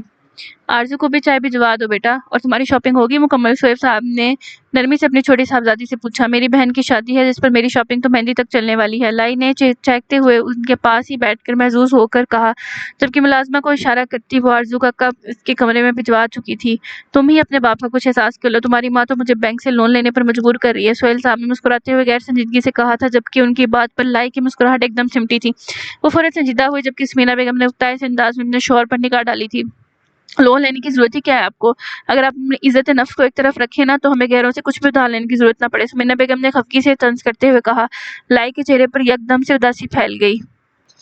کیا چاہتی ہو تم؟ میرے پاس جو رہی بچی عزت ہے میں اسے بھی ان کے سامنے گنوا دوں؟ مجھے اپنے گزشتہ رویے پر شرمندگی ہوتی ہے، تم سب کچھ کر کے کیسے بھول سکتی ہو؟ بھائی صاحب اگر آپ اپنے دل بڑا کر کے ہمارا احساس کر رہے ہیں تو اس کا یہ مطلب ہرگز نہیں کہ ہم ان کا احسان لے لیں۔ میں اپنے بھائی سے کچھ بھی نہیں لوں گا، چاہے مجھے بینک ہی کیوں نہ پیسے اٹھانے پڑے۔ وہ کرخت اور سپاٹ لہجے میں بولتے، ایک ناگوار نگاہ اپنے احسان فراموش بیوی پر ڈالتے، وہاں ٹھہرے نہیں تھے بلکہ گھر سے ہی باہر نکل گئے۔ سمیرہ بیگم ان کے طنز پر سلگ کر رہ گئیں جبکہ لائی نے پریشانی سے باپ کو باہر جاتا دیکھا تھا، جانے ان کے گھر کو کس کی نظر لگ گئی تھی۔ تمہارا باپ کبھی ہمیں خوش رہنے نہیں دے سکتا، اس انسان نے ہمیشہ اپنے خاندان والوں کا سوچا ہے اور ہمیں پریشان کیا ہے۔ میں بھی دیکھتی ہوں کیسے نہیں ہوتی میری بیٹی کی شادی شان و شوکت سے، اور اس بار میں تمہارے باپ کی ایک نہیں سننے والی، اٹل اور ہٹ دھرم لہجے میں کہتی سمیرہ بیگم بھی اپنی چائے کا کپ ٹیبل پر پٹک کر کمرے کی جانب بڑھ گئی۔ اپنے ماں باپ کے روز بروز بڑھتے جھگڑوں پر لائی کی آنکھوں میں نمی سی اتری تھی، انہیں کبھی مالی تنگی نہیں ہوئی تھی، اس نے بچپن ہی سے عیش و عشرت میں زندگی گزاری تھی جبکہ پچھلے کچھ مہینوں سے اس کے باپ کا بزنس مسلسل لاس میں جا رہا تھا جس سے ان کے گھر کا ماحول بہت ڈسٹرب ہوا تھا کیونکہ اس کی ماں تھوڑے میں گزارا کرنے والی عورت ہرگز نہ تھی۔ اس نے اپنی ماں کو ہمیشہ دوسروں سے مقابلہ کرتے ہوئے اور انہیں نیچا دکھانے کے لیے ایک سے بڑھ کر ایک قیمتی چیز خریدتے دیکھا تھا۔ اس کے لیے بس اتنا ہی کافی تھا کہ اس کی ماں اسے بہت محبت کرتی تھی، وہ اپنے گھر میں سب سے چھوٹی تھی، اس نے ہمیشہ سب کو اپنا خیال رکھتے خود سے محبت کرتے دیکھا تھا۔ گھر کے معاملات میں وہ نہیں بولتی تھی کیونکہ اسے بولنے کی اجازت بھی نہ تھی۔ اس گھر میں صرف وہی ہوتا تھا جو ان کی ماں چاہتی تھی۔ صدا کی معصوم اور احساس لائی وہیں بیٹھی نم آنکھوں سے اپنے گھر کے حالات ٹھیک ہونے کے لیے اللہ سے دعائیں مانگنے لگی، جبکہ وہ بے خبر تھی کہ اس کی کچھ دعائیں بہت پہلے ہی قبول ہو چکی تھیں۔ لاہور کے مہنگے ترین ہسپتالوں میں سے ایک ہسپتال میں وہ داخل تھا۔ یہاں داخل ہوتے ہی دوائیوں کی ایک مخصوص اسمیل ہر سو پھیلی ہوئی تھی۔ وہ جب سے ہوش میں آیا تھا اس سے جانے کتنے لوگ ملنے آ چکے تھے۔ اس کا کمرہ گلاب کے پھولوں کے گلدستوں سے بھرا پڑا تھا۔ اس کے کمرے میں داخل ہوتے تھے اس گلابوں کی خوشبو ناک سے ٹکراتی تھی۔ صبح سے شام ہو گئی تھی مگر اس سے ملنے آنے والے لوگوں میں کمی نہیں آئی تھی۔ رات 8 بجے کے بعد حاشیے نے اس کے چہرے پر تھکاوٹ دیکھتے معذرت کرتے ہوئے باقی رہ جانے والوں کو صبح ملنے آنے کا کہا۔ ساحر کو ڈاکٹر سے زیادہ بات چیت اور لوگوں سے ملنے سے منع کیا تھا۔ اس کا آرام کرنا زیادہ ضروری تھا، جبکہ وہ خود کے لیے پریشان ملنے آنے والوں کا دل نہیں توڑ سکتا تھا، اس لیے اپنی تکلیف کو برداشت کیے وہ سب سے ملا تھا۔ اس وقت اس کے کمرے میں سوائے اس کے اور رافیہ کے کوئی نہیں تھا۔ اس نے کچھ دیر پہلے تھوڑا سا سوپ بمشکل پیا تھا، جس کے بعد نرس اسے میڈیسن دے کر گئی تھی۔ اس کی گردن کی پشت سے ہنوز تکلیف اٹھ رہی تھی، جس پر ڈاکٹر نے اسے ریسٹ کرنے کا کہا تھا۔ رافیہ دوپہر سے اس کا بیان لینا چاہتا تھا مگر اس سے ملنے والوں کی لائن ختم ہی نہیں ہو رہی تھی۔ وہ سب کو وہاں سے بھیجتا ہوا اب انسپکٹر بلال کے ساتھ اس کے روم میں اس کا بیان لینے آیا تھا۔ یہ پھول ہٹاؤ یہاں سے رافیہ، ان کی خوشبو مجھے ڈسٹرب کر رہی ہے، سائے نے نیم دراز ہوتے ہوئے بیزاری سے کہا۔ ان پھولوں کی تیز خوشبو اس کے اعصاب پر سوار ہوتی اس کے سر درد میں اضافہ کر رہی تھی۔ شور، رافیہ نے دروازے پر کھڑے کانسٹیبل کو اندر بلاتے ہوئے 2 منٹ میں اس کا کمرہ صاف کروایا تھا، جس پر سائر کے تاثرات کچھ پرسکون ہوئے۔ کمرے میں پھولوں کا یوں بے ترتیبی سے پڑے ہونا اس کی نفاست پسند طبیعت پر گراں گزر رہا تھا، جسے سمجھتے رافیہ نے فوراً اس کی مشکل حل کی تھی۔ سر، ہمیں آپ کا بیان لینا ہے، اگر آپ ہمیں اجازت دیں تو شروع کر دیں؟ رافیہ نے مؤدب سے لہجے میں اس کے بیٹھ کے قریب آتے ہوئے پوچھا۔ سائر نے اس کی بات پر اس بات میں سر ہلا کر اجازت دی تھی۔ سائر کی اجازت دیتے ہی وہ پروفیشنل انداز میں اس کا بیان نوٹ کروانے لگا۔ سائر نے اسے سب کچھ سچ سچ بتا دیا۔ بیان دینے کے بعد اس نے رافیہ کو رومیو کو ہر حال میں پکڑنے کے ساتھ ساتھ اسے کچھ بھی کہنے سے منع کیا تھا۔ وہ اسے خود اس چیز کا حساب لینا چاہتا تھا جس پر رومیو کی جان کا دشمن بنا رافیہ ضبط کر کے رہ گیا، جبکہ اس کا بس نہیں چل رہا تھا وہ اس آستین کے سام کو زندہ درگور کر دے جس نے اپنے خیر خواہ کے ساتھ دھوکہ کیا تھا۔ اس کے چہرے پر خفیہ اور غصے بھرے تاثرات کو سائر نے سنجیدگی سے دیکھا تھا، جس نے بڑی مشکل سے اس کا یہ حکم مانا تھا۔ اس کے بیان ریکارڈ کرواتے ہی کانسٹیبل اور انسپکٹر کمرے سے باہر نکل گئے، جبکہ رافیہ وہیں ٹھہرا تھا۔ اس نے برہم نگاہوں سے سائر کو دیکھا تھا۔ میں بتا رہا ہوں سر، منظور شاہ نے اس بار ساری حدیں پار کی ہیں، میں اس کی اس زیادتی کا بدلہ کل پر نہیں چھوڑوں گا، اس کا حساب تو میں آج لے کر رہوں گا۔ رافیہ نے مصور کوتیاں نگاہوں سے ایک ایک لفظ چبا کر کہا تھا۔ اس کا پہلا شک ہی منظور شاہ کی طرف گیا تھا، جبکہ اب سائر کے بیان دینے کے بعد اس کا شک یقین میں بدل گیا تھا۔ وہ اسے اس کی حرکت پر قطعی چھوڑنے کا ارادہ نہیں رکھتا تھا۔ سائر نے ایک تھکان بڑی نگاہ رافیہ پر ڈالی تھی، جو رفع حلیے میں خود سے بے پرواہ بنا صبح سے گھن چکر بنا ہوا تھا۔ اس نے ایک پل کے لیے بھی سکون سے بیٹھے نہیں دیکھا تھا۔ سائر کو اس کی تھکی ہوئی شکل دیکھ کر اس کی فکر ہوئی، پتہ نہیں اس نے صبح سے کچھ کھایا بھی تھا کہ نہیں۔ Calm down S P Rafia, دھوکہ ایک دفعہ کھایا جاتا ہے، بار بار نہیں۔ وہی سب کچھ کر کے ہمارے لیے مزید آسانیاں پیدا کر رہا ہے، جس کا اندازہ اسے تو نہیں ہے، پر ہم تو اس سے فائدہ اٹھا سکتے ہیں۔ سائر کا انداز پرسکون اور تسلی دینے والا تھا، جبکہ رافیہ کو اس کی ذو معنی بات سمجھ نہیں آئی تھی۔ اس نے ناسمجھی سے اس کی جانب دیکھا تھا۔ چھوڑو اسے، اور یہ بتاؤ تم نے ڈنر کیا؟ اس کے خود کو ناسمجھی سے دیکھنے پر سائر نے بات بدلتے ہوئے فکر مندی سے پوچھا، جس پر رافیہ نے ہولے سے نفی میں سر ہلایا تھا۔ اسے سارا کام کھانے کی کوئی ہوش ہی نہیں رہی تھی۔ سارے کام چھوڑ کر سب سے پہلے جا کر فریش ہو اور پھر ڈنر کرو، ڈنر کیے بغیر دوبارہ میرے سامنے مت آنا، سائر نے بظاہر سختی سے ٹوکتے ہوئے کہا، جبکہ اس کے انداز میں اس کے لیے فکر تھی۔ رافیہ نے اس کے متفکر لہجے پر اس کی جانب دیکھا تھا۔ اگر آج اسے کچھ ہو جاتا تو وہ کیا کرتا؟ یہ سوچ اس کی جان نکال لیتی۔ وہ تو اس کے ہوش میں آنے کے بعد جانے کتنی بار اپنے رب کا شکر ادا کر چکا تھا، کیونکہ اس کی زندگی میں سائر کا کوئی نعم البدل نہیں تھا۔ میں آج کے بعد سائر کی طرح آپ کے ساتھ رہنے والا ہوں، یہ میں آپ کو ابھی سے بتا رہا ہوں۔ آپ کو مجھے ہر جگہ اپنے ساتھ برداشت کرنا ہوگا۔ میں اب آپ کو کچھ نہیں ہونے دوں گا، کیونکہ اگر آپ کو کچھ ہوا تو میرا خیال کون رکھے گا؟ میرے پاس آپ کے علاوہ کوئی خیال رکھنے والا نہیں۔ وہ اسے سناتا ہوا بظاہر سنجیدگی سے کہہ رہا تھا، جبکہ اس کے لہجے میں چھپے ڈر کو سائر نے بخوبی محسوس کیا تھا۔ اس کو تو ایک ہی حال ہے کہ تم جمال انکل کی بات مان لو اور لے آؤ اپنے خیال رکھنے والی۔ سائر نے اسے ایموشنل بلیک میل کرتے دیکھ فوراً بات بدلی تھی۔ وہ صبح سے ان سب کی آنکھوں میں اپنی وجہ سے آنسو دیکھ کر اپنے دل پر بہت بوجھ محسوس کر رہا تھا۔ بالکل نہیں، میں کنوارا ہی رہوں گا، آپ ہی میرا خیال رکھیں گے۔ ویسے بھی میں آپ کا سالہ بھی تو ہوں، اس حساب سے آپ تو مجھے تھوڑی سی عزت بھی دینی چاہیے۔ اس کی بات کا مطلب سمجھتا رافیہ نے سرح سے انکار کیا تھا اور شانے چکاتے ہوئے اسے اپنی اہمیت بتانی چاہیے۔ جیسے بے مروت، بدتمیز، خشک مزاج اور پتھر دل تم ہو، ویسی ہی تمہاری وہ بہن۔ نکلو یہاں سے، ورنہ ابھی تمہارا دماغ ٹھکانے لگانے میں 1 منٹ نہیں لگاؤں گا۔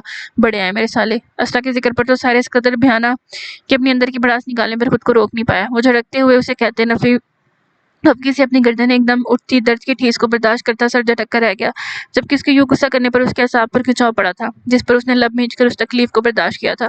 دوسری جانب رافیہ نے حیرت سے منہ کھولے اسے دیکھا تھا۔ اس میں یہ ساری خوبیاں کب سے آ گئیں؟ وہ تو صبح سے اس کے لیے تڑپ رہا تھا۔ وہ اس کے دل اسے پتھر دل کہہ رہا تھا، جبکہ لمحوں میں اس کے چہرے پر آئے بے مقصد غصے کا مطلب سمجھتے اس نے اپنے نچلے لب کو دانتوں تلے دبا کر اپنی مسکراہٹ روکی تھی۔ مطلب وہ اسرا کا غصہ اس پر اتار رہا تھا۔ کیا آپ میری بہن کو مس کر رہے ہیں؟ اگر آپ کو اس کی یاد آ رہی ہے تو بتا دیں، مجھے لے آتا ہوں میں جا کر اسے آپ کے پاس۔ رافع نے شریر سے لہجے میں اس کی جانب ذرا سا جھکتے ہوئے جلتی پر تیل کا کام کیا تھا، مگر ساحر نے وہی اس کی گردن تو پوچھ لی تھی جس پر رافع کی سانس حلق میں ہی اٹکی تھی۔ وہ اپنی بے اختیاری پر خود کو کوس کر رہ گیا۔ جسٹ گیٹ آؤٹ، برہم نگاہوں سے اسے گھورتے ہوئے وہ کھا جانے والے لہجے میں بولا تھا، جب اسی کمرے کا دروازہ کھول کر سمندر داخل ہوئے۔ ارے یہ کیا کر رہے ہو ساحر، چھوڑو اسے۔ زیبل نے جیسے کمرے میں قدم رکھا تو سامنے کا منظر دیکھ کر ایک پل اپنی نگاہوں میں یقین نہیں آیا۔ اس نے فوراً اس کی گرفت میں پھڑپڑاتے رافع کی گردن اسے اس سے آزاد کروائی تھی۔ رمیسا بیگم نے تعصب بھری نگاہ ساحر پر ڈالی تھی، جبکہ رافع نے تو باقاعدہ جان بچانے پر زیمل کا شکریہ ادا کیا تھا اور کچھ ہی دیر میں وہاں سے نکل گیا، جبکہ ساحر کو اسرا کے ساتھ چھیڑ کر اسے بہت مزہ آیا تھا۔ نرس کمرے میں داخل ہوئی تھی، اس نے ساحر کو درد کم کرنے کا انجیکشن لگایا تھا اور آرام کرنے کی تلقین کرتی کمرے سے باہر نکل گئی۔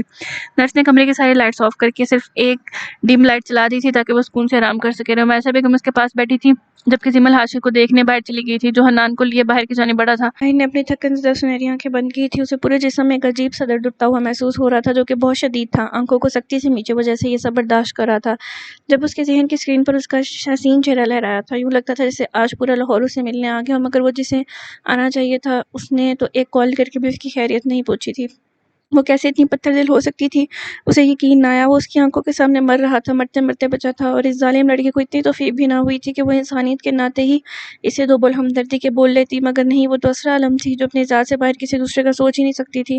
وہ اس کے مرنے پر رو تو سکتی تھی، مگر اس کے بچنے پر اس کی عیادت نہیں کر سکتی تھی۔ اس کے کل رات کی وہ فکر، اس کے وہ آنسو، اس کے لیے بے چینی، وہ سب شاید وقتی تھا، ورنہ تو اس لڑکی کو سچ میں اس کی پرواہ نہیں تھی۔ اس بات کا یقین آج ساحر کو ہو گیا تھا، جس سے اسے اپنا دل ایک انجانی سی آگ میں جلتا ہوا محسوس ہوا۔ وہ اپنی آنکھوں پر بازو رکھتے ہوئے خود کو سختی سے اس لڑکی کے بارے میں سوچنے سے روکتا آنکھیں موند گیا۔ دعاؤں نے جلد اپنا اثر دکھایا تھا اور نیند اس پر مہربان ہو گئی تھی۔ رمیسا بیگم نے اس کے کمرے میں عشاء کی نمازیں پڑھی تھیں اور ڈھیر ساری دعائیں پڑھ کر اس پر پھونکی تھیں۔ جس کے بائیں ہاتھ پر ڈرپ لگی ہوئی تھی وہ ہلکے آسمانی رنگ کے ہاسپٹل کے لباس میں ملبوس تھا، اس کی سرخ اور سفید رنگ میں زردی سی گلی ہوئی تھی اور پیشانی پر بکھرے سنہری بال اس کی شخصیت میں معصومیت کا عنصر پیدا کرتے تھے، جبکہ نیند میں بھی اس کے چہرے پر تکلیف کے تاثرات تھے۔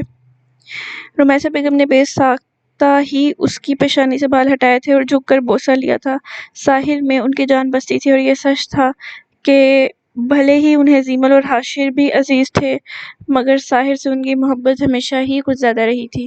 صبح سے شام اور پھر یہ شام رات میں ڈھل چکی تھی۔ وہ آج سارا دن اتنے بڑے گھر میں اکیلی رہی تھی، کوئی بھی ہسپتال سے لوٹ کر گھر نہیں آیا تھا۔ اس کی بس رافع سے سرسری بات ہوئی تھی، جس نے اسے ساحر کی طبیعت کے بارے میں بتانے کے بعد یہاں آنے کا کہا تھا، اور اپنی بات کے جواب میں اسرا کی خاموشی سے اسے جواب مل گیا تھا۔ اس نے اسے فورس نہیں کیا تھا، بس فون رکھ دیا تھا۔ شاید وہ اس سے ناراض ہو گیا تھا، اسرا خود نہیں جانتی تھی، مگر کیوں وہ اس کا اتنا سامنا نہیں کرنا چاہتی تھی۔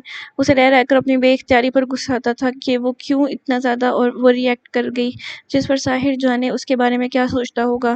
وہ اس بارے میں سوچ کر ہی جی بھر کر شرمندہ ہو رہی تھی۔ جو بھی تھا، اس کے لیے اس سے دوبارہ نظریں ملانا آسان نہ تھا۔ حاشر کا 1 گھنٹے پہلے ہی لینڈ لائن پر فون آیا تھا کہ وہ زیمل اور رمیسا بیگم کو گھر بھیج رہا ہے، جس پر اسرا کو کچھ تسلی ہوئی، ورنہ تو یہ خالی گھر اسے کاٹ کھانے کو دوڑا تھا۔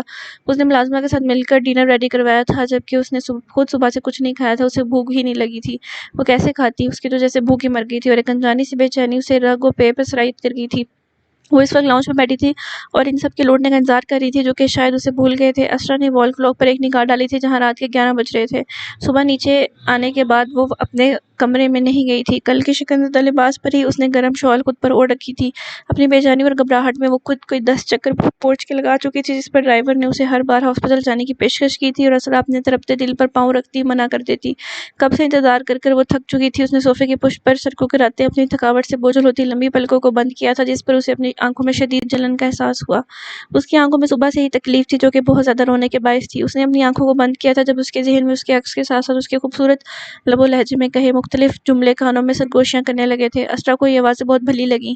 اس سے اس کی تنہائی کا احساس کم ہوا تھا۔ اسے لگا جیسے وہ اس کے آس پاس ہی ہے۔ اس کی بے چین دھڑکنوں کو اس کی باتوں کو یاد کر کے جیسے گہرا سکون ملا تھا، جس پر اس کے چہرے پر پہلی بے سکونی کے تاثرات ڈھیلے پڑے تھے، اور وہ اس کی باتوں کو یاد کرتی کب وہاں نیم دراز سے سو گئی، اسے خبر ہی بھی نہ ہوئی۔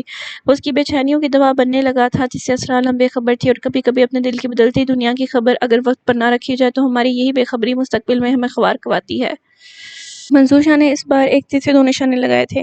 اس کے بچ جانے کو بھی اس نے کیش کیا تھا اور ہر جگہ یہ خبر چلوائی کہ وہ پچھلے کچھ مہینوں سے خاص قسم کے ڈرگز لیتا تھا۔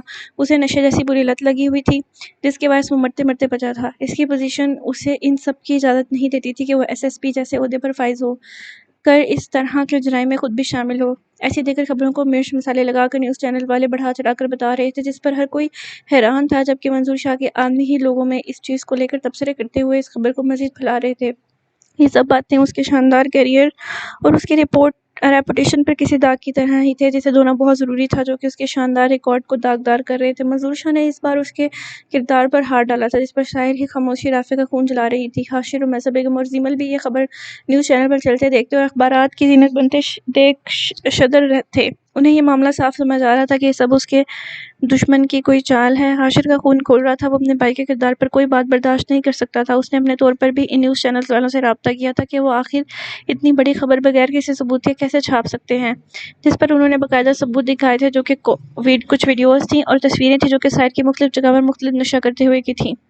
یہ سب ویڈیوز اور تصویریں کمال مہارت سے ایڈٹ کی گئی تھیں کہ انہیں دیکھنے والا فوراً یقین کر لیتا، مگر اس کے گھر والے اور اس کے ڈپارٹمنٹ کے لوگ مر کر بھی کبھی یقین نہ کرتے۔ رافع نے اپنے آدمی اس ایڈیٹر اور ان خبروں کو پھیلانے والوں کو پکڑنے پر لگا دیے تھے، جبکہ خود اس نے ان ویڈیوز اور تصویروں کو سوشل میڈیا سے ہٹوایا تھا۔ ساحر ان لوگوں میں شامل تھا جو کم عمری میں ہی بڑی بڑی کامیابیوں کو اچیو کر لیتے تھے۔ وہ اپنے عہدے اور اپنے شاندار ریکارڈ کی وجہ سے لوگوں میں فیمس تھا۔ لوگ اسے اس کے نام اور قابلیت سے جانتے تھے، اس لیے یہ خبر ان سب کے لیے بے یقینی کا باعث تھی، جبکہ وہ ویڈیوز اور تصاویر نے انہیں حقیقتاً حیران کیا تھا۔ AIG صاحب بھی دشمن کی اس چال پر سخت برہم تھے۔ انہوں نے رافع کو سختی سے آرڈرز کیے تھے کہ اس کے پیچھے موجود لوگوں کو 2 دن میں ان کے سامنے پیش کریں۔ وہ اپنے قابل آفیسر کے بارے میں ایک لفظ برداشت نہیں کر سکتے تھے۔ یوں کہنا بہتر تھا کہ یہ بات سب کے دلوں کو دکھا گئی تھی۔ تھانے میں کام کرتا ہر فرد برہم نظر آتا تھا کیونکہ ساحر ہمیشہ ان سب کی عزت کو اپنی عزت کہتا آیا تھا، تو پھر وہ آج کیسے اس کی عزت پر حلف آنے دیتے؟ ان سب کے کاموں میں پھرتی تھی، چہرے پر برہمی بھرے تاثرات تھے اور مجرموں کو جلد از جلد پکڑنے کا جنون تھا جو ان سب کے چہروں پر نظر آ رہا تھا۔ ساحر ان سب باتوں سے ناواقف تو ہرگز نہ تھا، مگر رافع نے اس سے اس معاملے میں کوئی بات بھی نہیں کی تھی۔ شاید وہ اسے اس کنڈیشن میں پریشان نہیں کرنا چاہتا تھا، جبکہ ساحر واقعی خود کو ان سب سے لا تعلق ظاہر کرتا اپنے آپ پر توجہ دے رہا تھا۔ وہ اس ہسپتال کے ماحول سے شدید بیزار ہو رہا تھا، وہ بس گھر جانا چاہتا تھا، جبکہ ڈاکٹرز نے اسے ابھی ڈسچارج کرنے میں سے صاف منع کر دیا تھا، اور رمیسہ بیگم نے بھی اس کی اس بات میں ایک نہ سنی تھی۔ اس کی طبیعت کل کی نسبت آج کچھ سنبھلی تھی، جبکہ غنودگی اس کے سر پر ہر وقت سوار رہتی۔ دوسری جانب اسرا، جس کے دل میں اس کے لیے پنپتے نئے جذبات جنہیں ابھی وہ کوئی نام نہیں دے پا رہی تھی، اس خبر کو سننے کے بعد اس نے خود پر افسوس کیا۔ وہ پچھلے 2 دن سے ایک ایسے انسان کے بارے میں سوچ رہی تھی جو محض اچھے بننے کا دکھاوا کرتا تھا، جبکہ اس کا اصل تو کچھ اور تھا۔ وہ کیسے اس کے لیے پریشان ہوئی تھی جب یہ سب تو اس کا خود کا کیا دھرا تھا۔ اسرا کو اس سے ڈرگز جیسی بری عادت کی امید نہ تھی، وہ اسے شدید بدگمان ہوئی تھی۔ اپنے اندر موجود پچھلے 2 دن کی بے چینی کو اس نے خفگی سے ڈپٹا تھا۔ وہ کیسے بھول سکتی تھی کہ وہ کیسا ہے؟ اس نے ایسا سوچا بھی کیسے کہ شاید وہ آگے چل کر اپنی بری عادتیں چھوڑ دے، جبکہ ایسے لوگ تو اس دلدل میں مزید دھنستے چلے جاتے ہیں، ان کی واپسی مشکل ہی ہوتی ہے، اور وہ اس کے لیے پریشان ہو رہی تھی جسے نہ اپنی پرواہ تھی اور نہ اپنی فیملی کی۔ وہ نفرت سے سوچتی پھر سے وہی اسرا بن گئی تھی جسے سارے سال ایک آنکھ نہیں بھاتا تھا۔ گزشتہ دنوں میں ہوئی اسے معمولی سی انسیت کا اثر زائل ہو چکا تھا، اب بس بدگمانیاں تھیں جو کہ عروج پر تھیں۔ اس کے چہرے پر اب کوئی بے چینی نہ تھی، بلکہ وہ تو اب جیسے پرسکون ہو گئی تھی کہ اس نے بہت اچھا کیا جو اس کے بچ جانے پر اس کا حال نہیں پوچھا، اسے کوئی ہمدردی نہیں جتائی، خواہ ہی وہ اپنے الفاظ جیسے منافق انسان پر ضائع کرتی۔ اسرا نہیں جانتی تھی کہ وہ اپنی اس خود ساختہ بدگمانی میں کس قدر غلط کر رہی تھی، جس کا احساس تو اسے شاید وقت ہی دلا سکتا تھا۔ بامشکل 2 دن ہسپتال میں گزار کر وہ گھر آ گیا تھا۔ اس کے گھر آنے کے بعد کچھ دیر بعد ہی آس پاس کے لوگ اس کی عیادت کو ان کے گھر پہنچ گئے تھے، جبکہ ڈاکٹر نے اسے ابھی مکمل ریسٹ کرنے کی تلقین کرتے ہوئے ڈسچارج کیا تھا۔ وہ کافی دیر لاؤنج میں رہا تھا اور اپنے جاننے والوں سے ملا تھا۔ اس دوران زیمل، رمیسہ بیگم اور ہاشم نے اسے ایک لمحے کے لیے بھی اکیلا نہیں چھوڑا تھا، جبکہ جس وقت اس کے پاس ہونا چاہیے تھا اس کا دور دور تک کوئی نام و نشان ہی نہ تھا۔ اس کی طبیعت اب کافی سنبھل چکی تھی، جبکہ مکمل صحتیاب ہونے میں کچھ وقت تو درکار تھا۔ 2 گھنٹے لاؤنج میں بیٹھنے کے بعد اس کے جسم میں شدید درد ہونے لگا تھا، جس پر وہ خود ہی وہاں سے اٹھ گیا تھا اور اپنے کمرے کی طرف بڑھنے لگا۔ جب ہاشم نے اسے سہارا دینا چاہا مگر اسے ضرورت نہیں تھی، وہ خود ہی آہستہ آہستہ چلتا اپنے کمرے کی جانب بڑھ گیا۔ ہاشم نے آگے بڑھ کر اس کے بستر پر تکیہ رکھ کے درست کر کے رکھا تھا۔ ساحر نے کمرے میں داخل ہوتے ہی ایک نظر پورے کمرے میں دیکھا تھا۔ اس کا کمرہ بالکل ویسا ہی تھا جیسے وہ چھوڑ کر گیا تھا۔ اسرا یہاں کہیں نہیں تھی۔ اس نے تھکان بھری نگاہوں کو اس کی تلاش سے واپس موڑ لیا تھا۔ وہ اس کے معاملے میں بلا کے بے رحم ثابت ہوئی تھی۔ ساحر کو شدت سے خود پر افسوس ہوا تھا کہ اس نے کیوں اس پتھر دل لڑکی سے دل لگا لیا جسے دیکھنے کے لیے اس کی آنکھیں ترس گئی تھیں۔ اس کا دل اس کے دیدار کے لیے مچل رہا تھا، اس کی دھڑکنیں اس بے پرواہ کا نام تیزی سے پکار رہی تھیں، اس سے ملنے کے لیے بے چین تھی، مگر اسے کوئی پرواہ نہیں تھی۔ جانے کیوں اسرا کو یہاں بھی نہ دیکھ کر اس کے دل میں ایک درد کی لہر اٹھی تھی۔ رمیسہ بیگم نے اس کے شانے پر ہاتھ رکھا تھا تو جیسے اسے یہاں ان کی موجودگی کا احساس ہوا۔ اس نے پلٹ کر انہیں دیکھا تھا جو کہ اسے ہی دیکھ رہی تھی۔ بیڈ کے پاس کھڑے ہاشر کی निगाहें भी उसी पर जमी थीं। वो अपने भाई की नज़रों की तलब को खूब पहचानता था, मगर असरा का ये रवैया तो उसे बहुत ही हर्ट कर गया था। उसे लगता था कि वो दोनों नॉर्मल कपल्स की तरह हैं, मगर इन 3 दिनों में वो ये बात बहुत अच्छे से जान गया था कि वो दोनों महज नाम के ही मियाँ बीवी थे। उनके दरमियान कोई रिश्ता कायम नहीं था, ये रिश्ता सिर्फ उसका भाई निभा रहा था। उसने साहिर की आंखों में उसके लिए वाज़ेह मोहब्बत देखी थी, जबकि असरा के इस के मामले में लापरवाही उस पर बहुत कुछ वाज़ेह कर गई थी। वो महज लब नीच के रह गया। साहिर उनके शाने पर हाथ रखने पर खामोशी से चलता हुआ बेड पर बैठा था और बिस्तर पर नीम तराश हुआ था। उसका दिल आज से पहले इतना उदास कभी नहीं हुआ था जितना लम्हों में उसे इस कमरे में देख कर हुआ था। आराम से बैठो बेटा और मुझे बताओ रात के खाने में तुम्हारे लिए क्या बनवाऊं? रमेशा बेगम ने इस पर ब्लैंकेट देते हुए परेशानी से पर बिखरे उसके बाल संवारते हुए मोहब्बत से पूछा। अपने बेटे की आंखों की वीरानी और उदासी से गाफिल तो वो भी ना थी। उन्हें असरा कहीं से भी अपने बेटे के काबिल ना लगी जो उसका कीमती दिल अपने रवैये से यूं दुखा रही थी। मुझे भूख नहीं है, मैं बस रेस्ट करना चाहता हूँ। साय ने संजीदगी से कहा और लेट गया। उसे अपनी असा पर बोझ सा पड़ता हुआ महसूस हो रहा था। उसे कल से बुखार था जो कि मेडिसिन लेने से कम हो जाता था, जबकि दवाइयों का असर खत्म होने पर फिर से वही हो जाता। इस वक्त भी उसकी पेशानी बुखार से तप रही थी, आंखों में जलन सी होने लगी, जिसे उसने बंद करते हुए कम करने की कोशिश की। गुड, आपको रेस्ट ही करना चाहिए, मैं यहीं पर हूँ, अगर आपको कुछ भी चाहिए हो तो एक बेल दे दीजिएगा। इससे पहले रमेशा बेगम मजीद इसरार करती, हाशि ने उन्हें आंखों के इशारे से मना करते हुए कहा और साहिर को नरमी से कहता रमेशा बेगम का हाथ थाम कर बाहर ले आया था। जाते हुए वो लाइट ऑफ करना नहीं भूला था, क्योंकि वो जानता था कि साहिर लाइट ऑन करके नहीं सो सकता। मुझे इसे पूछ तो लेने देते कि मैं डिनर में उसके लिए क्या बनाऊं। रमेशा बेगम ने उसके कमरे से बाहर आने के बाद हाशिर को देखकर झुंझलाकर कहा, जिसने अंदर उन्हें बोलने नहीं दिया था। मैं बताता हूँ आपको, कुछ भी लाइट सा बना दें। और आप देख नहीं रही थी कि वो कितना थक चुके थे, इसलिए मैंने आपको मना किया था। प्लीज़ उन्हें रेस्ट करने दें, डॉक्टर ने उन्हें स्ट्रेस देने से मना किया है। हाशिर ने रमेशा बेगम को देखते हुए नरमी से समझाते हुए कहा, जिस पर उन्होंने इस बात में सर हिलाया था। तुम ठीक कह रहे हो, पता नहीं मेरे बेटे को किसकी नज़र लगी है। अल्लाह पूछे उसे जिसने मेरे बेटे की जान लेने की कोशिश की। मुझसे साहिर की ये हालत देखी नहीं जाती, मेरा दिल दुखता है उसे तकलीफ में देखकर। रमेशा बेगम ने कब से रोक के अपने आंसू बहने दिए। उनसे साहिर की हालत बर्दाश्त नहीं हो रही थी, क्योंकि उन्होंने उसे हमेशा मजबूत और मुसीबतों से डट कर मुकाबला करते देखा था, जबकि उसकी ये खामोशी उन्हें बहुत खल रही थी। कुछ नहीं हुआ भाई को, वो बिल्कुल ठीक है, भाई बहुत स्ट्रांग है माँ साहब, ऐसे लोग उनका कुछ नहीं बिगाड़ सकते, बस उन्हें कमज़ोर करने के बारे में प्लानिंग ही कर सकते हैं। एक दफ़ा ठीक होने दे अपने शेर को, फिर देखिएगा कैसे ये गिदर अपने किए पर पछताते। हाशिर ने उन्हें तसल्ली देते हुए उनके आंसू साफ किए थे, जबकि उसके लहजे में साहिर के लिए फ़ख्र था। हाँ, उसे अपने भाई पर बहुत फ़ख्र था कि वो एसएसपी साहिर असरार का भाई था, जिसका नाम ही दुश्मनों के रोंगटे खड़े कर देता था। रमेशा बेगम ने उसकी बातों पर दिल ही दिल में अपने बेटे के लिए हज़ारों दुआएं मांगी थी। लाउंज में लगे लैंडलाइन पर किसी की कॉल आई थी, जिस पर जीमल ने रमेशा बेगम को आवाज़ देते हुए इस बारे में आगाह किया था। वो हाशिर के साथ ही नीचे की जानिब बढ़ गईं। शाम से रात हो गई थी, मगर वो खुद को मसरूफ ज़ाहिर करती किचन से बाहर नहीं निकली थी। पहले बार मेहमानों के लिए वो कॉफ़ी और स्नैक्स का इंतजाम करने लगी, फिर डिनर की तैयारी में मुलाजमा का हाथ बटाने लगी, जबकि जितनी देर साहिल लाउंज में बैठा रहा वो बाहर नहीं निकली थी। डिनर उसने मुलाजमा के साथ ही टेबल पर लगाया था, मगर उसने कुछ नहीं खाया था, क्योंकि उसे भूख नहीं थी। उसे सिर्फ खाने के लिए हाशिर ने इंसिस्ट किया था, जबकि जीमल और रमेशा बेगम हनूस खामोशी से खाना खा रही थी। असरा को रमेशा बेगम की संजीदगी और ये खामोशी किसी खतरे का अलार्म लगी। हनान खाना खाते हुए जीमल को तंग कर रहा था। उसे ये नहीं पास्ता खाना है, जिस पर असरा ने उसे जीमल के पास से उठाकर किचन में ले आई और मुलाजमा से फ़ौरन उसकी पसंद का पास्ता बनवाया। जितनी देर में पास्ता तैयार हुआ उतनी देर वो दोनों बातों में मसरूफ रहे। उसके बाद असरा ने उसे अपने हाथों से पास्ता खिलाया, जिस पर हनान तो फूले नहीं समा रहा था। हाशिर किसी काम से बाहर जा रहा था। जब हनान की नज़र उस पर पड़ी तो वो उसके साथ जाने के लिए जिद करने लगा, जिस पर हाशिर उसे अपने साथ बाहर ले गया और असरा मुलाजमा से डिनर के बर्तन उठवाने लगी।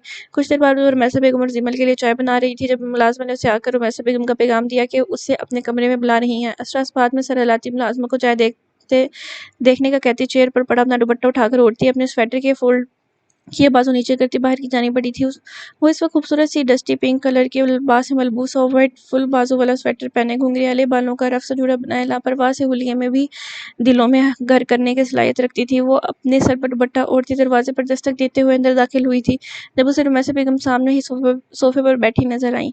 जिमल खामोशी से उनके कमरे में बिखरी चीजें समेट रही थी, जबकि रमेशा बेगम चेहरे पर गहरी संजीदगी लिए उसे इसी की मुंतजिर थी। आपने बुलाया था आंटी? असरा ने अंदर दाखिल होते हुए उन्हें देखकर पूछा। जिनके चेहरे के तासुरात देखती वो कुछ हद तक समझ चुकी थी कि अब उसकी क्लास पक्की है।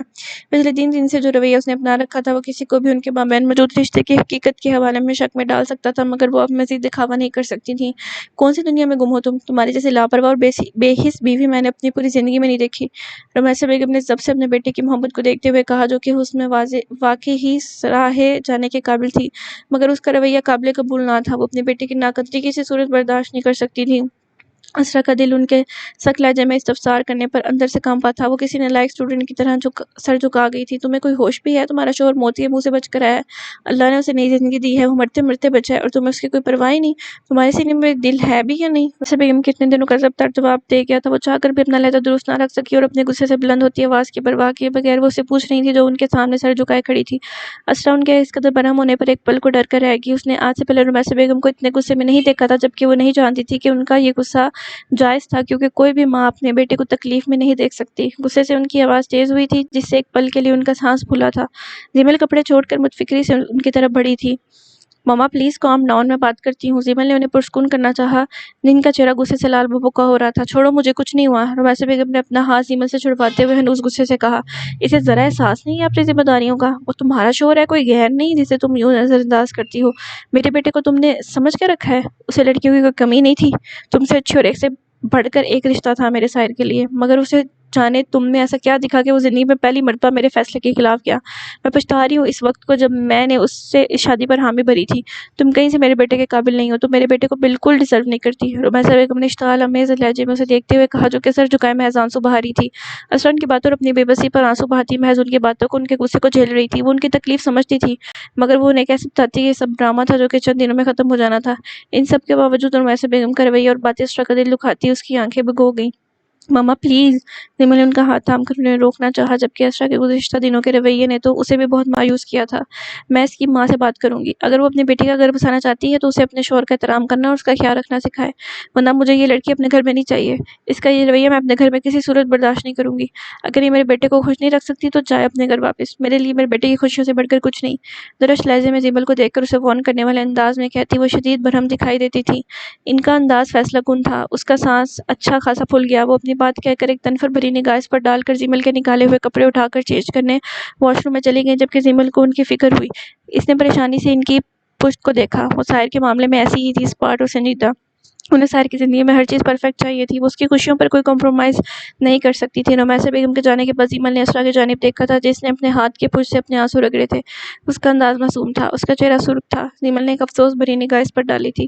صرف سسرال والوں کی خدمت کرنے سے شادی کامیاب نہیں ہوتی اسرا، تمہارا اس گھر کے مکینوں سے رشتہ جس کی وجہ سے ہے، اس کے ساتھ تمہارا تعلق معنی رکھتا ہے، تمہارا اپنے شوہر کے ساتھ تعلق کا مضبوط ہونا معنی رکھتا ہے۔ بیوی تو تڑپ جاتی ہے اپنے شوہر کو تکلیف پر، تو پھر تم کیسے اس سے اتنی بے پرواہ ہو سکتی ہو اسرا کہ وہ 2 دن تک ہسپتال میں داخل رہا اور تم ایک دن بھی نہ اس سے ملنے آئی؟ ملنا تو دور، تم نے ایک فون کرنا گوارا نہیں کیا۔ تم کوئی غیر تو نہ تھی، سب سے قریبی رشتہ تھا اس کا تمہارے ساتھ۔ میں مانتی ہوں کہ یہ شادی تمہاری پسند سے نہیں ہوئی، ساحر محبت کرتا تھا تم سے اور تم اس سے نہیں، مگر کیا اس سے 1 مہینے میں وہ تمہارے دل میں اپنی جگہ نہیں بنا پایا جو تمہارے دل میں اس کے لیے کوئی جذبات نہیں؟ تم جانتی ہو شوہر کے بغیر عورت کا کوئی گھر نہیں ہوتا۔ تمہارا دل ایک پل کے لیے بھی یہ سوچ کر نہیں کانپا کہ اگر اسے کچھ ہو جاتا تو تمہارا کیا ہوتا؟ زیمل نے اس کے آنسو صاف کرتے ہوئے سنجیدگی سے اسے سمجھاتے ہوئے کہا، جس پر اسرا اپنی ہتھیلیوں پر نگاہیں مرکوز کیے اسے توجہ سے سن رہی تھی۔ وہ اسے کیسے بتاتی کہ اس نقلی رشتے کی حیثیت اس کی زندگی میں کیا ہے، جبکہ زیمل کی باتیں جانے کیوں اس کے دل کی دنیا کو ایک پل کے لیے جھنجھوڑ گئی تھی۔ تمہیں پتہ ہے گھر آنے کے بعد ہم سب اس کے پاس تھے، مگر اس کی نگاہیں صرف تمہیں ڈھونڈ رہی تھیں، وہ تمہیں دیکھنے کے لیے بے چین تھا۔ تم جانتی ہو اسرا، خوش نصیب ہوتی ہے وہ عورت جس کی غیر موجودگی میں اس کا شوہر بے چین ہو۔ زیمل نے اسے ساحر کی بے قراری کے بارے میں آگاہ کرتے ہوئے نرمی سے سمجھاتے ہوئے کہا، ساحر کی اس کے لیے وار فنگی تو وہاں موجود سب نے محسوس کی تھی، جبکہ اسرا کو سمجھ نہیں آ رہا تھا کہ کیا وہ بیمار ہو کر بھی اس ڈرامے کو جاری کیے ہوئے تھا۔ میں کوشش کروں گی کہ دوبارہ آنٹی کو شکایت کا کوئی موقع نہ دوں۔ اپنی بات کے جواب میں مسلسل اپنے چہرے پر جمی زیمل کی نگاہیں محسوس کرتی اسرا محض اتنا ہی بولی تھی، جس پر زیمل ہولے سے مسکرائی تھی، گڈ، جاؤ جا کر آرام کرو اور ساحل کا خیال رکھنا۔ زیمل نے نرمی سے مسکراتے ہوئے اس کا گال تھپتھپا کر کہا تھا۔ اسے اسرا اپنی چھوٹی بہنوں سے عزیز تھی۔ پچھلے 3 دنوں سے اس نے اس گھر کو بہت اچھے سے سنبھال رکھا تھا اور اسرا کا یوں فرمانبرداری سے اپنی ماں کے غصے کو برداشت کرنا اور آگے سے پلٹ کر زبان درازی نہ کرنا اسے متاثر کر گیا تھا۔ وہ اس کی ماں کا احترام کرتی تھی، جس پر وہ زیمل کے دل کے بہت قریب تھی۔ اسرا اس کی بات پر اس بات میں سر ہلاتی کمرے سے باہر نکل گئی تھی، جبکہ وہ پیچھے رمیسا بیگم کا بستر درست کرتی ان کی میڈیسن نکالنے لگی، جو کہ یقیناً اپنی بی پی ہائی کر چکی تھی۔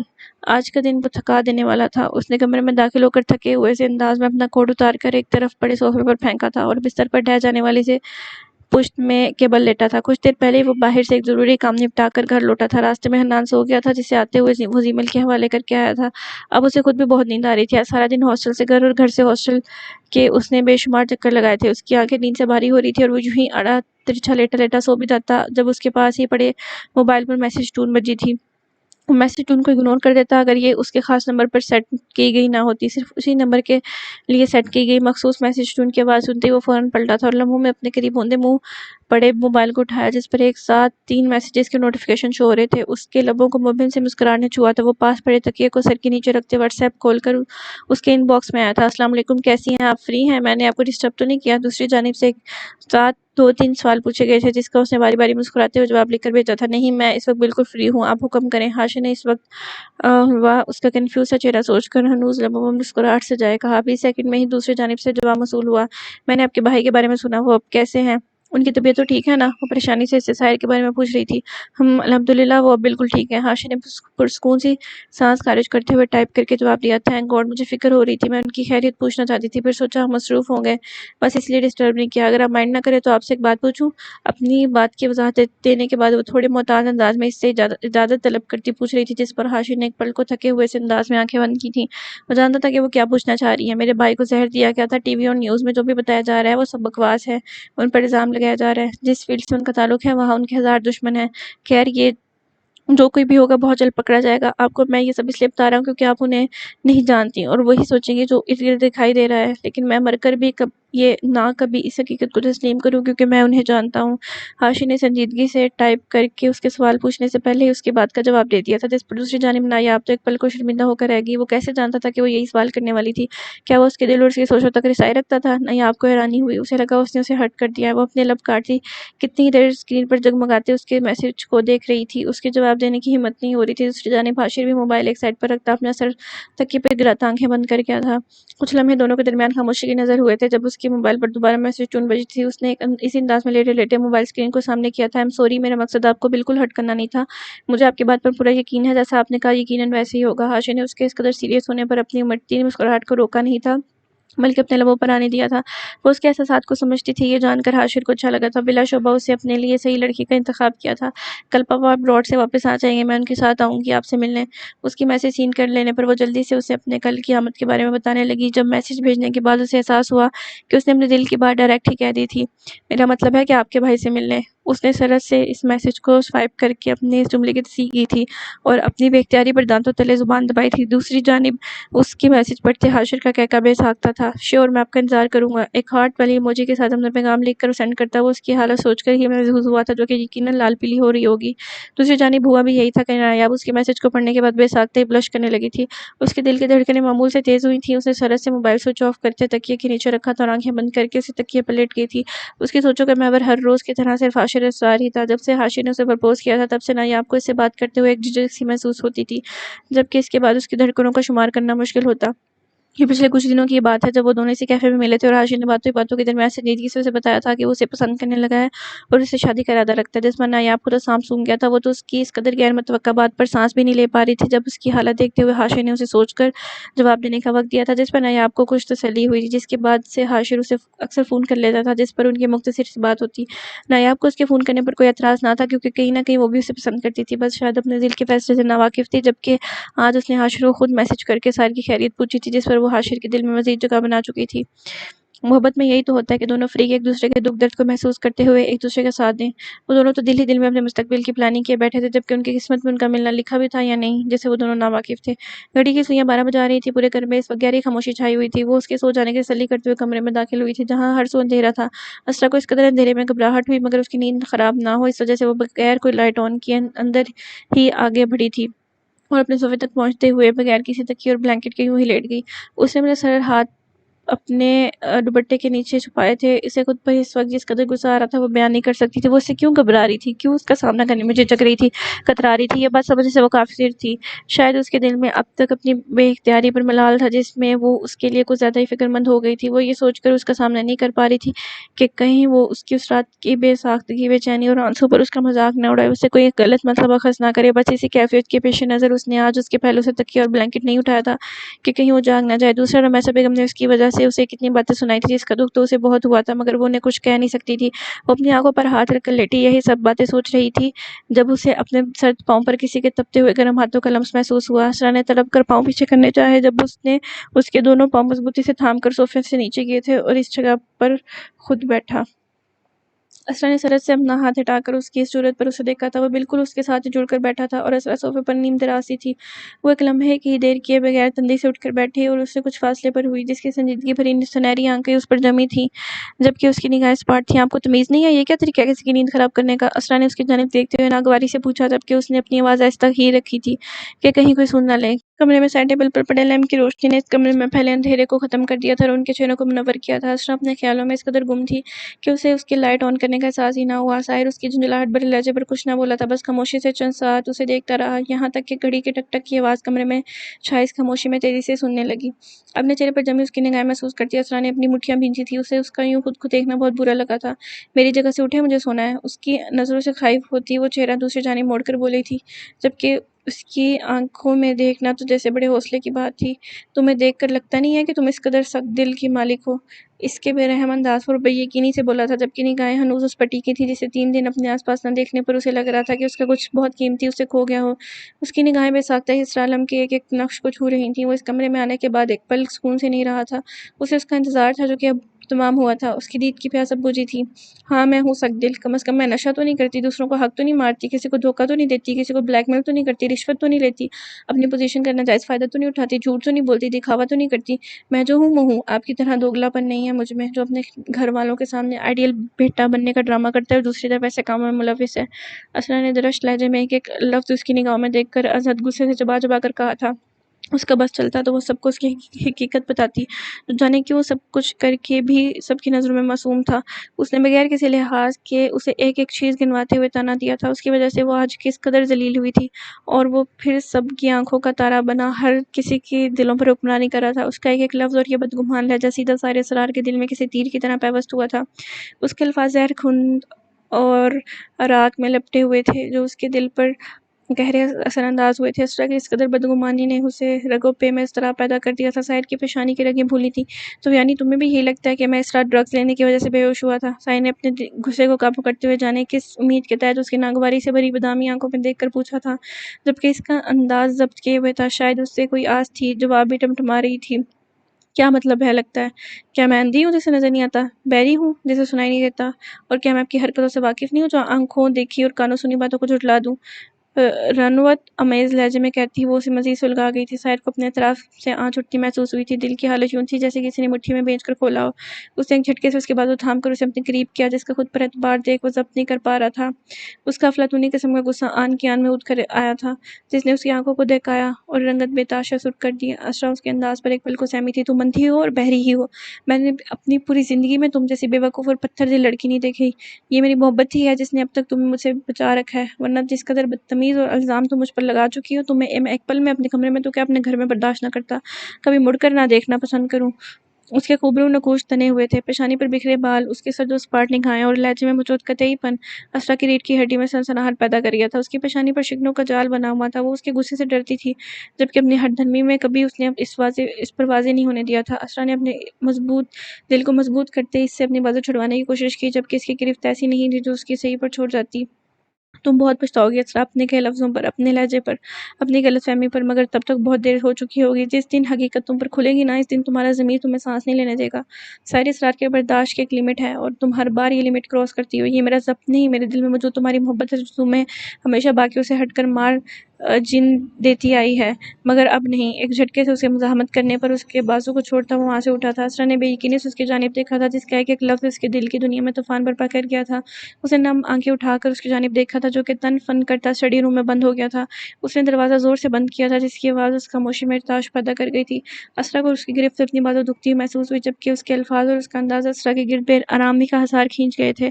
اسرا کو اس پر غصہ نہیں آ رہا تھا، بلکہ جانے کہ اس کے لہجے اور باتوں سے احساس ہو رہا تھا کہ وہ کچھ بہت غلط کر چکی ہے۔ دوسرا جھٹکا تو اسے اس کے منہ سے لفظ محبت سن کر لگا تھا۔ اس نے 2 بار کہا تھا کہ وہ اسے محبت کرتا ہے، تو کیا وہ سچ میں اندھی تھی؟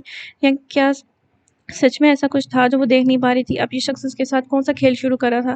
وہ تو پہلے ہی اس کانٹریکٹ پر سائن کر کے بہت پچھتا رہی تھی جس نے اسے ذلیل کیا ہوا تھا۔ اس نے اپنی زندگی میں کبھی اتنا جھوٹ نہیں بولا تھا جتنا اسے اس نقلی شادی کو برقرار رکھنے کے لیے بولنا پڑتا تھا۔ اسرا بہت بے ساختہ اپنا سر دونوں ہاتھوں میں گرا گئی تھی۔ ساحر کو سمجھنا قطعی آسان نہیں تھا۔ دوسرا، اس کی بات ہر گفتگو کسی کو بھی اس کا گرویدہ کر دے۔ وہ اس کی باتوں کے مطلب سمجھنے میں ہلکان ہو رہی تھی، جبکہ اسے کوئی جواب نہیں مل رہا تھا۔ وہ خود تو اسٹڈی روم میں چلے گیا تھا، جبکہ اس کا سکون بھی اپنے ساتھ لے گیا تھا۔ زندگی میں پہلی دفعہ تھا کہا کہ اسے یوں بات سنانے کے بعد بجائے پرسکون ہونے کی بے چین ہو رہی تھی، اس کا دل اسے ملامت میں مبتلا کر رہا تھا۔ اسے ایک انجانی سی گھبراہٹ نے گھیر رکھا تھا، جیسے وہ بہت کچھ غلط کر چکی ہو، مگر کیا؟ یہ سمجھنے سے وہ قاصر تھی۔ باہر رات قطرہ قطرہ ہوتی ڈھل رہی تھی۔ جب اس کمرے میں موجود وہ دونوں وجود اپنی جگہ پر بے چین تھے۔ نیند تو آج کی رات دونوں کو مقدر میں نہ تھی۔ ساحر کی نیند اس سے خفا ہو گئی تھی کیونکہ اس نے ایک پتھر دل لڑکی سے محبت کی تھی جس کی سزا تو اسے ملنی تھی، اور اسرا اس کا تو اب بھی اس سیڑھی پر پہلا قدم تھا جس میں وہ اپنی زبان کا کہا ایک ایک لفظ مستقبل میں بھگتنے والی تھی۔ کسی کے دل دکھانے کا کفارہ ادا کرنا آسان نہیں ہوتا، اس کی قیمت ادا کرنی پڑتی ہے، اور وہ ہمیشہ اپنے لفظوں سے سارے اسرار کا دل دکھاتی آئی تھی جس کا اسے احساس تک نہ تھا۔ یہ محبت کا ہی کیا دھرا ہوتا ہے ایسا مہر کہ آدمی اپنی ذات و وقار کو بھی بھول جاتا ہے۔ تو آج کا ناول یہیں پر ختم ہوتا ہے۔ آج کے ایپیسوڈ جو نیکسٹ ایپیسوڈ ہے وہ انشاءاللہ اس منتھ کے اینڈ تک آ جائے گی۔ تو تب تک کے لیے آپ لوگ اپنا خیال رکھیے گا اور چینل کو ضرور لائک اور سبسکرائب کر دیں۔ تھینک یو سو مچ۔ اللہ حافظ۔